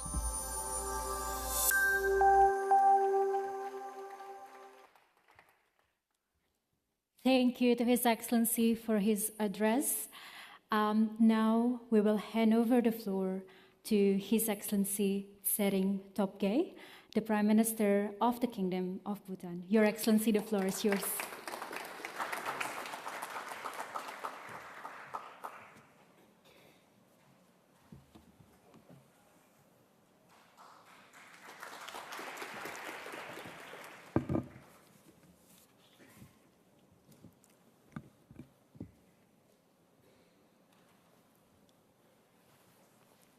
To all delegates, especially the youth, I have the honor of conveying the warm greetings of His Majesty, the King of Bhutan. Your Excellency, Director General Chu Dong-yu, thank you for your invitation to take part in this very important forum. Your hospitality knows no bounds. Thank you from the bottom of our hearts. Your Majesties, Your Excellencies, distinguished guests, ladies and gentlemen, our theme this year, Good Food for All, for today and tomorrow, resonates deeply with our shared mission to ensure access to nutritious food for every person, while also safeguarding our environment. Our theme is both aspirational as it is critical. But I wish to draw your attention on just two of those words, food and today. We are in the midst of a food crisis. Every day, about 733 million people go to bed hungry. Imagine being one of them. Now think of your children. Imagine having to send them, your own children, to bed hungry. Not just today, but every day. Despite living in an era of unprecedented prosperity, with the higher living standards and longer, healthier lives, this food crisis remains. This is unacceptable. We must tackle this crisis now. We must resolve to provide food for the 733 million hungry souls. We must commit to acting today, not tomorrow. This is why the World Food Forum is crucial. It is more than just a meeting of minds. It is a convergence of hearts, united by a common purpose to eliminate global hunger and to transform agri-food systems for the better. In short, to ensure good food for all, for today and tomorrow. I congratulate the FAO Director General, Chu Dong-yu, my friend, for the visionary initiation of the World Food Forum. But more importantly, sir, for sustaining this critical movement aimed at transforming our food systems for the betterment of all people, especially the rural population and our planet. Your Majesties, Excellencies, ladies and gentlemen, since its establishment, the the FAO has played my wife used to work for the World Food Program. So I've been trained to say World Food Program. So since its establishment, the FAO has played an instrumental global role, not only in significantly increasing food production, but also improving nutritional standards, fostering rural development, and strengthening agricultural resilience worldwide. Through innovative programs and dedicated partnerships, the FAO has tirelessly worked to combat hunger and promote sustainable agricultural practices, impacting countless lives around the globe. I extend my heartfelt gratitude to everyone who has contributed to the organization's remarkable success and enduring impact. In Bhutan, too, FAO has been instrumental in our development journey by supporting our farmers and our agricultural system. I extend my gratitude to FAO for all the development assistance extended to Bhutan. We have come a long way in Bhutan, but our journey is far from over. Farming employs about half our population, yet contributes only 15% to our GDP. That's because farming remains largely subsistence despite decades of investment. Our challenges are unique. High mountains, deep valleys, and rugged Himalayan terrain make farming arduous. Labor shortages, limited mechanization, wildlife, and climate change add to the challenges of making farming a profitable enterprise. Yet there are opportunities. Opportunities abound. Our diverse climatic zones, clean rivers, chemical-free soils, and carbon-negative status are significant advantages. Most importantly, our people are hardworking and they are resilient. I am pleased to report here that many of these challenges will be addressed through the country programming framework between FAO and Bhutan. In this connection, I acknowledge and thank Mr. Ken Shimizu, FAO's very capable country representative in Bhutan, for being the driving force this partnership. This partnership centered around better production, better nutrition, better environment, and better life. Bhutan also looks forward to engaging in and benefiting from the many initiatives FAO has launched under Director General Chu's leadership and guidance. One such initiative is the Hand in Hand initiative, through which we aim to attract investments. I thank FAO for prioritizing Bhutan for this year's program and urge you to support my colleague, the Agriculture Minister who is here, as he presents our hand-in-hand investment proposals for quinoa, black pepper, trout, mandarin oranges, and coffee. Another initiative is the One Country, One Product initiative, under which we have identified quinoa, a superfood, as our product. Our Himalayan quinoa, grown in pristine conditions without chemical fertilizers or pesticides and fed by clean Himalayan water, is truly special. I invite you to place your orders for the next season. I am aware of two other programs that DG Chu has started. These are the Digital Village Initiative and the Green City Initiative. Both these initiatives promise significant benefits for Bhutan as we seek to modernize agricultural practices and promote sustainable urban development. I respectfully request FAO to include Bhutan in these initiatives. And then there's an idea that Director General Chu and I talked about recently in New York on the sidelines of the UN General Assembly. And that is the importance of feeding 1 egg per student every day to boost their daily micronutrient and protein intake. Mr. Chu, my friend, my brother, I have not stopped obsessing about the idea since you mentioned it to me. But if you support me, I will stop obsessing about it, focusing instead on putting it to action, guaranteeing our children the benefit and wonders of 1 egg per day.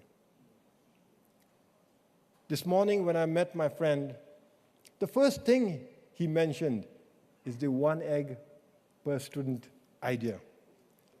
And then he went on to count how we can implement it and the support he has already mobilized.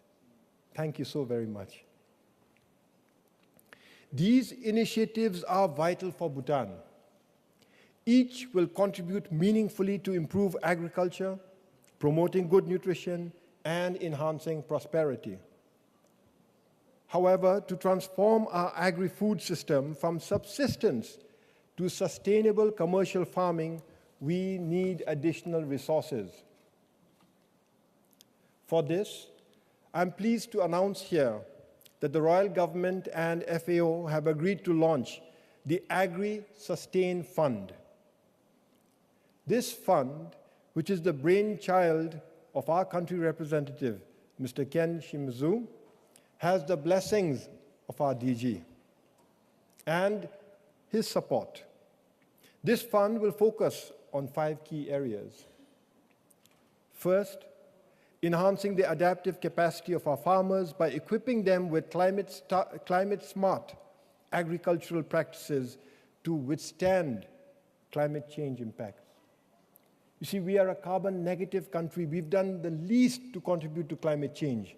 Yet our farmers are bearing the brunt of its effects. Second, promoting biodiversity conservation to ensure that ecosystems, including critical habitats and genetic resources, thrive along agricultural practices. We are a biodiversity hotspot. It is our responsibility to look after them. We are a custodian. Third, mitigating human-wildlife conflict by empowering innovative technologies that protect both farmers and wildlife. Fourth, strengthening agri-food value chains by enhancing market access and ensuring fair farmer compensation. And fifth, empowering rural communities by engaging women and the marginalized groups in the decision-making process. The Agri-Sustain Fund will provide much-needed relief and impetus for advancing agriculture to the next level while maintaining environmental sustainability. Initial estimates indicate that we need to raise about $80 million, and so I seek your support and generosity to make this possible. I assure you that the fund will succeed and that it will serve as a model for innovating financing for other deserving countries. Your Majesties, Excellencies, ladies and gentlemen, you may sense urgency in my words, and it stems from good news: the establishment of the Gelifu Mindfulness City.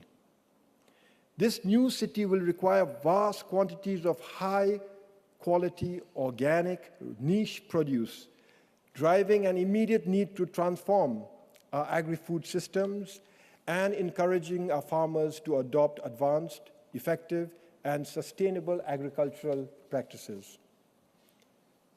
This new city, the Gelifu Mindfulness City, is a unique project envisioned by His Majesty the King of Bhutan. It represents a transformative vision for future urban spaces, a blueprint for living mindfully and sustainably. Spanning about 2,500 square kilometers of pristine forests and fertile farmlands, it will enable human innovation and natural ecosystems to thrive together while fostering human well-being, environmental sustainability, and mindful living. So I would like to conclude by inviting all of you, Director General Chu, you in particular. We just heard that you visited Cuba, and His Majesty, the King of Lesotho, gave us glowing reports about what you did in his kingdom, so you must visit. But I invite all of you to visit. Visit this groundbreaking city. envisioned to be a model of peace, harmony, and progress that others can follow. And when you visit Gelufu Mindfulness City, I encourage you to explore the rest of Bhutan.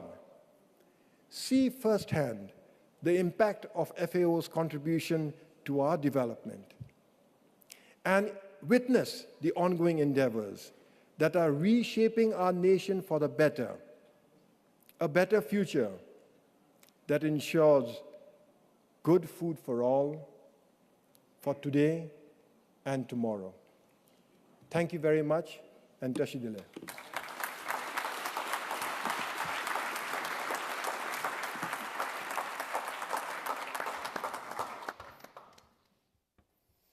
Thank you very much, Prime Minister, for those enlightening words.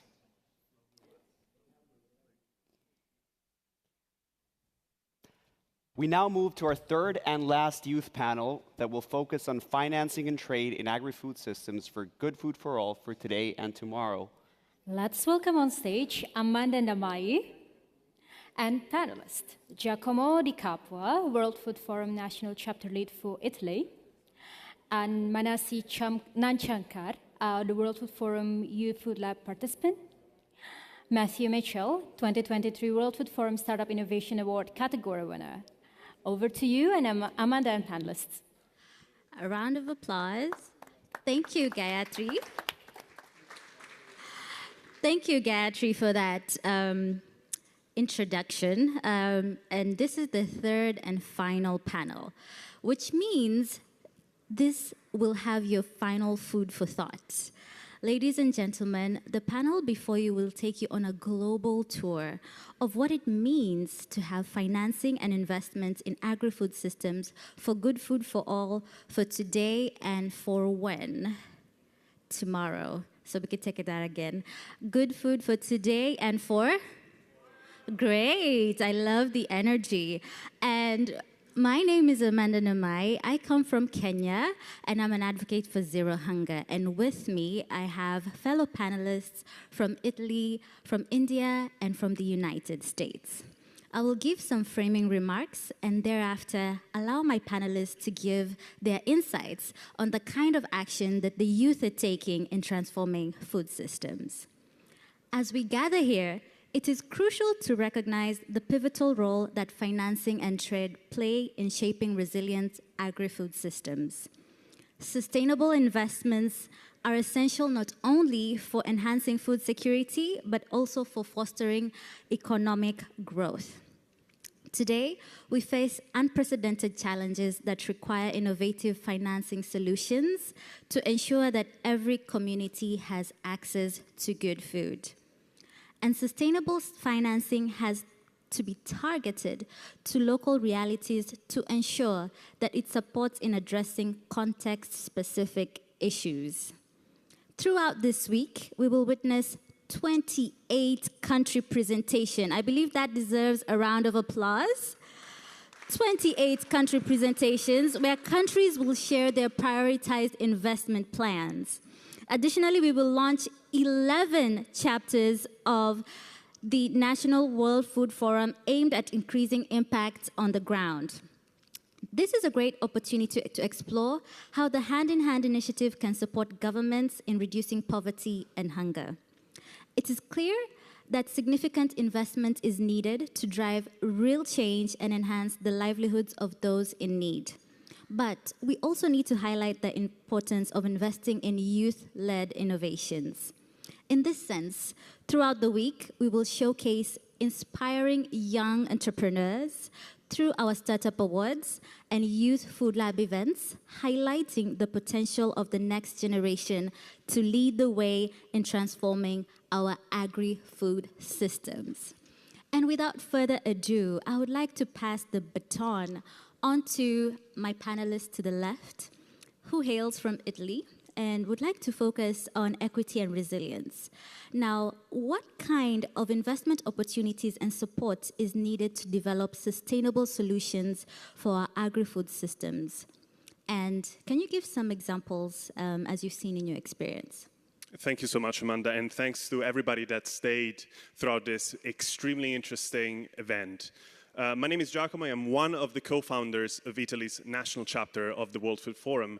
And talking about financing for sustainable food security for youth is a question of intergenerational equity. It's a matter of resilience and building long-lasting effects of every single dollar that we spend. This, however, leads us to one very simple yet drastic fact. Vulnerable communities, women, indigenous peoples, and youth are still disproportionately affected by world hunger. Our path charts to a world in 2030 that is still deeply afflicted by undernourishment and malnutrition. Our shortcomings in addressing these financing gaps suggest that perhaps we're still missing some elements from the equation towards filling global nutrition needs. In the first instance, perhaps we're not getting already the exact amount of the opportunity cost of inaction. Just looking at the financing gap for food security, we have estimates of up to $4 trillion US.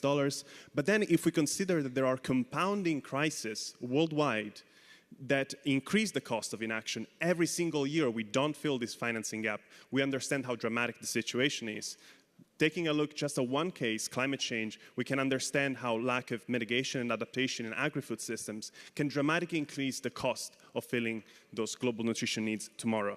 The second problem is efficiency. Efficiency for youth means not only efficiency today, and we have already a number of measures aimed at making our investments in agri-food systems more efficient, but also efficiency tomorrow, future-proofing our investments. Last year alone, 290 million people suffered acute levels of high food insecurity in food crisis territories, 59, 12 more than the previous year. We need, therefore, to include vulnerable groups that might not even be detected through data. And this involves, unquestionably, involving young people. There are not future generations. Young people are the share of current generations that can bridge the future generations and that can protect their human rights better. They're most fit to do so, including the right to food. The third persistent challenge is in bridging the data gap. We don't have enough and most quality data to understand how financing for youth and food security can really move us forward and bridge the financing gap. In this case, we really need to start seeing beyond data and looking at participatory mechanisms, involving vulnerable communities through collective intelligence. And these can be done in unexpected ways, even outside agri-food systems, by investing in the predictors of those elements that prevent people from engaging in decision-making processes, that prevent them from being in the actual data we make decisions upon. So investing for youth needs to be immediate, future-proof, efficient, and leverage collective intelligence. But easier said than done. I'm not going to discuss much about entrepreneurship, which is one of the clear tools, but let me focus just on a transformative potential that national chapters can have in this process. Investing in STEM education, reducing the access to participatory decision-making can make our decisions more informed and more efficient and more responsive to data that we might not have. In addition, financing civil society platforms like national chapters and opening existing financing mechanisms like the hand-in-hand initiatives to feedback from these civil society platforms can make our investment decisions future-proof. Until 2015, 2 out of 3 countries did not engage young people in drafting their national development plans. We really cannot let this set us back in bridging this financing gap, because youth needs to be the active enabler, not just a beneficiary of this vision that we are seeking. Well said, Giacomo, and I like how you summarized it really well in 3 succinct points. That there's an opportunity cost for inaction. We've heard wisdom from heads of state and high-ranking officials that we need action now. But have we thought that there's a cost for inaction? So thank you for that clarion thought, efficiency, and bridging the data gap. Now, hop onto this virtual plane and let's take a flight to India, where Mansi will also give us her experiences. Please go ahead, Mansi. Thank you so much. Thank you for having me. Hello, everyone. I am Mansi. I'm a young entrepreneur from India, and I'm working on reducing cashew apple wastes in India because India is one of the top 3 producers of cashew nuts, and cashew apples are mostly neglected. So I'm working on that by transforming it into nutritional powder. And based on my experience, I have identified several critical supports that youth needs to drive sustainable solutions in our agri-food systems. First is financial investments, like access to microloans and grants that are tailored to agri-food initiatives is essential, because I think youth needs support to convert that any idea into a prototype, and because it's a risk in the initial stage, and I think youth would be more empowered with these investments. Second is education and training. Comprehensive training in sustainable practices and business management is crucial. Initiatives like Youth in Agriculture Initiative offers workshops that equip young farmers with skills necessary to thrive. Third is network opportunities. Building connections with mentors and industrial experts is crucial to foster collaboration and growth. I think World Food Forum is the best platform for that. Third is market access. Support in reaching markets is crucial for any startup or any business to grow. During my journey building EcoCraft, I have benefited from the expertise from Rethink Waste Challenge, which was in collaboration with Wageningen University and research, and also World Food Forum's Youth Food Lab cohort program. I have received support for the last year to turn my idea from the early ideation stage and making it into a promising startup. And I believe that I'll gain even more support from investors and partners this week. In summary, I feel that to harness the potential of youth in transforming agri-food systems, we must provide financial support, education, networking, and market access. Together, we can empower the next generation to create a sustainable and equitable food future. Thank you. Thank you, Mansi. And I hope this encourages each of you in this room that she's a practical example of the kind of output that the World Food Forum gives. And she said here candidly that through the support of the Food Lab and having been through the World Food Forum, she was supported from ideation, and now she's an entrepreneur dealing in cashew nuts. Thank you so much, Mansi. And then let's get back onto this plane and let us go to the US. Where we'll have Matthew tell us about finance and investments from his perspective. Hello, everybody. My name is Matthew Mitchell. I'm a co-founder and CTO of Organism Scientific, last year's Startup Innovation Awards winner for the Better Environment category. I'm returning this week for the Startup Innovation Awards again to be a panelist on how deep tech innovation can help feed the world sustainably and give food for everybody. Organism Scientific is a startup, it's a biotech startup that is developing antimicrobial proteins to treat disease and prevent antibiotic resistance globally to support our food supply chain. As you can imagine, that's a pretty big undertaking, and the challenges involved are even bigger. You have things like regulatory hurdles and very large capital requirements to innovate and overcome these challenges. And I feel like those are two domains that young investors, young innovators have a lot of challenges with, because a lot of times we get so focused in how we want to innovate and how we want to pursue our solution and make changes that we forget our fundamentals, and we forget about things like regulatory environments, market analysis, and those are common topics that are most important to investors and to progressing and actually bringing your product and your innovations into the world. And so that's kind of where I think there needs to be a lot of focus, is in these regulatory environments where we can actually produce investment towards these regulatory hurdles and allow to de-risk a lot of these innovations that otherwise would be kind of stopped in the water.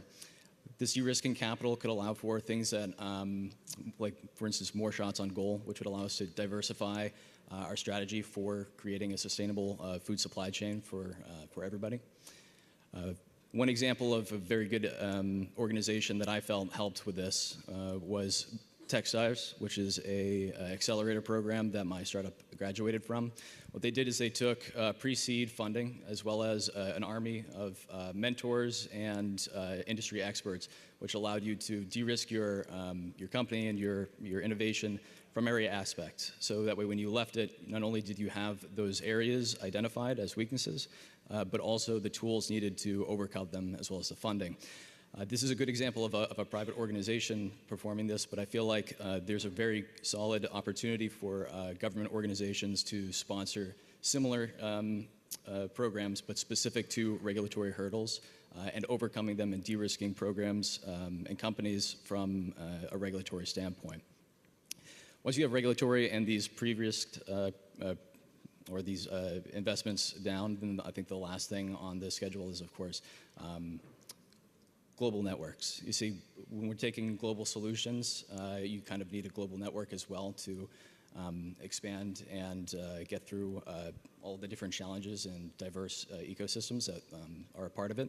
And I think that the Startup Innovation Awards powered by Extreme Tech Challenges is an excellent example of that, and I don't think that there's a better example in my mind. Last year, they provided me the visibility in the network that allowed me to push my solution forward and allowed me to get that global network needed to take on this challenge that is at a global scale. And so that's where I'll leave things off. If you guys are around on Wednesday, I'll be doing a Startup Innovation Awards forum, and I'd love to see you there. Thank you. Thank you, Michael. So I hope you've diarized Wednesday, where you'll get to see everything live. And with that, ladies and gentlemen, it has been an honor to be your captain on this investment and finance aircraft. You may now unfasten your seatbelts and disembark the plane. It's been a pleasure, and thank you for choosing World Food Forum Airlines. See you. Thank you. Thank you to our panel for those insights. We will now move to a final video address by His Excellency Santiago Peña Palacios, President of the Republic of Paraguay.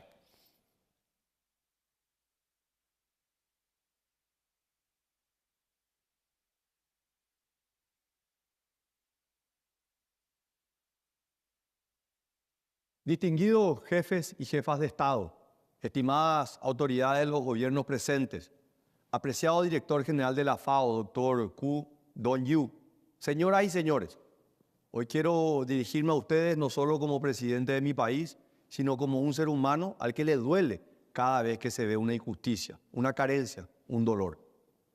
Los temas que este foro aborda no pueden ser reducidos a simples discusiones de economía o de políticas públicas, no. Hoy estamos hablando de algo demasiado importante, del hambre, y eso exige abandonar los fríos gráficos y números y bajar a la dura realidad. Hace algunos años, el Papa Juan Pablo II, a poca distancia de las oficinas de la FAO, dijo que el hambre es un escándalo que ha durado demasiado. Lastimosamente, esas palabras siguen siendo verdaderas hoy. Duele decirlo, pero hay que decirlo. Todavía existe demasiada hambre y todavía existe demasiada desigualdad en la alimentación entre los países desarrollados y el resto del mundo. Tenemos que cambiar esta realidad urgentemente. El alimento es la necesidad humana más básica. Es la esencia de nuestra cultura y un vínculo que une a nuestras familias y comunidades. Es además un derecho humano fundamental, como bien lo estipula la Declaración Universal de Derechos Humanos, aprobada en 1948. Sin embargo, todos los días millones de personas alrededor del mundo van a dormir con hambre, en un mundo con avances tecnológicos absolutamente descomunales, con una enorme riqueza material. Esto no solo es simplemente inaceptable, es grosero. Como líderes, tenemos la responsabilidad ineludible de asegurar que ningún ser humano pase hambre. La seguridad alimentaria debe ser un eje de nuestras políticas públicas, porque cuando garantizamos la alimentación, garantizamos la vida y el futuro. La pregunta es si estamos haciendo lo suficiente. Por mi parte, esta pregunta me ha perseguido desde incluso antes de asumir la presidencia de mi país. Me ha obsesionado en realidad. Por ello, he invertido buena parte de mi capital político, apenas asumido el gobierno en agosto del año pasado, en un proyecto ambicioso para erradicar definitivamente el hambre en mi país. Así, a finales del año 2023 lanzamos un programa que refleja en forma inconmovible este compromiso de hacer realidad este derecho fundamental, el programa Hambre Cero en las escuelas. Señoras y señores, Un niño con hambre no puede aprender. Estamos condenando a nuestro futuro si permitimos que nuestros niños pasen necesidades alimenticias. ¿Cómo pretender que una niña que no tenga nada en el estómago pueda aprender? ¿Cómo confiar en el futuro si hoy le estamos negando este derecho fundamental? Pues bien, convencido de que esta es la brecha mayor de la dificultad, el programa Hambre Cero en las escuelas se ha convertido en un buque insignia de mi gobierno y en la mayor demostración de compromiso para erradicar ese escándalo que ha durado demasiado. El objetivo del programa es universalizar la alimentación escolar, pero universalizarla equitativamente, de manera que los departamentos y regiones más pobres sean los primeros beneficiados para igualar la cancha. Con ello, aseguramos que no solo reciban alimento, sino la posibilidad de aprender, crecer y soñar con un futuro mejor. Estamos creando un círculo virtuoso, incluso más, un verdadero ecosistema virtuoso, que conecta a nuestros agricultores, nuestros productores y nuestros niños, construyendo así una nación más fuerte y más equitativa. Pero además de combatir el hambre hacia adentro, en lo interno, también mi país puede combatir este flagelo mirando hacia afuera, hacia lo internacional. En efecto, me enorgullece decir que Paraguay no solo tiene la capacidad de alimentar a toda su población, sino que tiene un rol clave en la seguridad alimentaria mundial. Paraguay, un país sin litoral, pero con un corazón lleno de riqueza agrícola, se ha convertido en uno de los 10 principales exportadores de productos agropecuarios a nivel mundial. Este hecho no solo una muestra de nuestra capacidad productiva, sino del trabajo incansable y la perseverancia de nuestra gente, de nuestros productores y de nuestras industrias. Nuestra agricultura no solo nos ha permitido alcanzar la soberanía alimentaria, sino que alimenta a millones de personas en todo el mundo. La carne, la soja, el azúcar orgánica son solo algunos ejemplos de productos que se destacan en los mercados internacionales y evidencian la calidad y el esfuerzo de nuestra gente. Consciente además de la grave amenaza del cambio climático, el Paraguay ha demostrado que el desarrollo y la sostenibilidad no son mutuamente excluyentes, sino que pueden y deben caminar de la mano. A los agricultores y trabajadores de mi país y de toda nuestra región, les digo, ustedes son la columna vertebral de nuestra economía y nuestra sociedad. Con cada amanecer, con cada cosecha, están contribuyendo a algo mucho más grande que ustedes mismos. Están asegurando el sustento de millones en todo el mundo y están sembrando las semillas de un futuro mejor. Pero este esfuerzo no puede ser unilateral, fruto del esfuerzo solitario. En este contexto, estoy convencido, en primer término, de que América Latina está llamada a desempeñar un papel protagónico en la seguridad alimentaria global. Nuestra región ha sido bendecida con recursos naturales abundantes y una población joven y trabajadora. Es nuestro deber asumir esta responsabilidad no solo como una oportunidad económica, sino como un compromiso ético. Porque en un mundo donde la desigualdad crece y el cambio climático amenaza, Latinoamérica debe ser una región que no solo alimenta al mundo, sino que lo haga de manera justa, equitativa y sostenible. Y en segundo término, el papel de la FAO es absolutamente fundamental en el liderazgo de los esfuerzos globales para garantizar que tanto la disponibilidad como el acceso a los alimentos sean equitativos. Paraguay está listo para contribuir. Extendemos nuestra mano a todas las naciones, no solo para trabajar juntos en la erradicación del hambre, sino para construir un futuro donde la alimentación sea no solo un derecho, sino una realidad. La última palabra siempre la debemos dejar a nuestros poetas. Y fue un gran poeta paraguayo, Elvio Romero, el que mejor definió el desafío que enfrentamos todos los líderes aquí presentes. Decía que descansará el hombre y que habrá paz sobre la tierra cuando haya pan para todos. Si logramos que haya pan para todos, habrá paz en nuestro mundo y terminaremos así para siempre con ese escándalo que ha durado demasiado, el hambre. Estoy seguro que juntos, unidos, lo lograremos. Muchísimas gracias.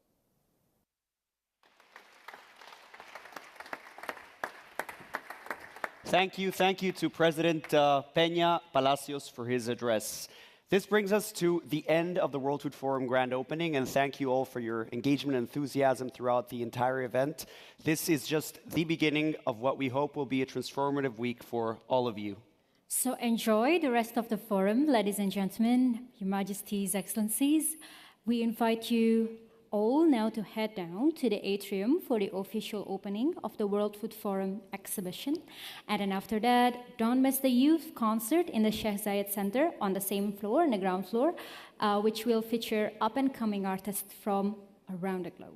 And now to close us off, I welcome you to listen to the World Food Forum 2024 anthem by young Egyptian singer Noor Abu Taleb, who will also be with us in person during the week later on. Thank you. Thank you.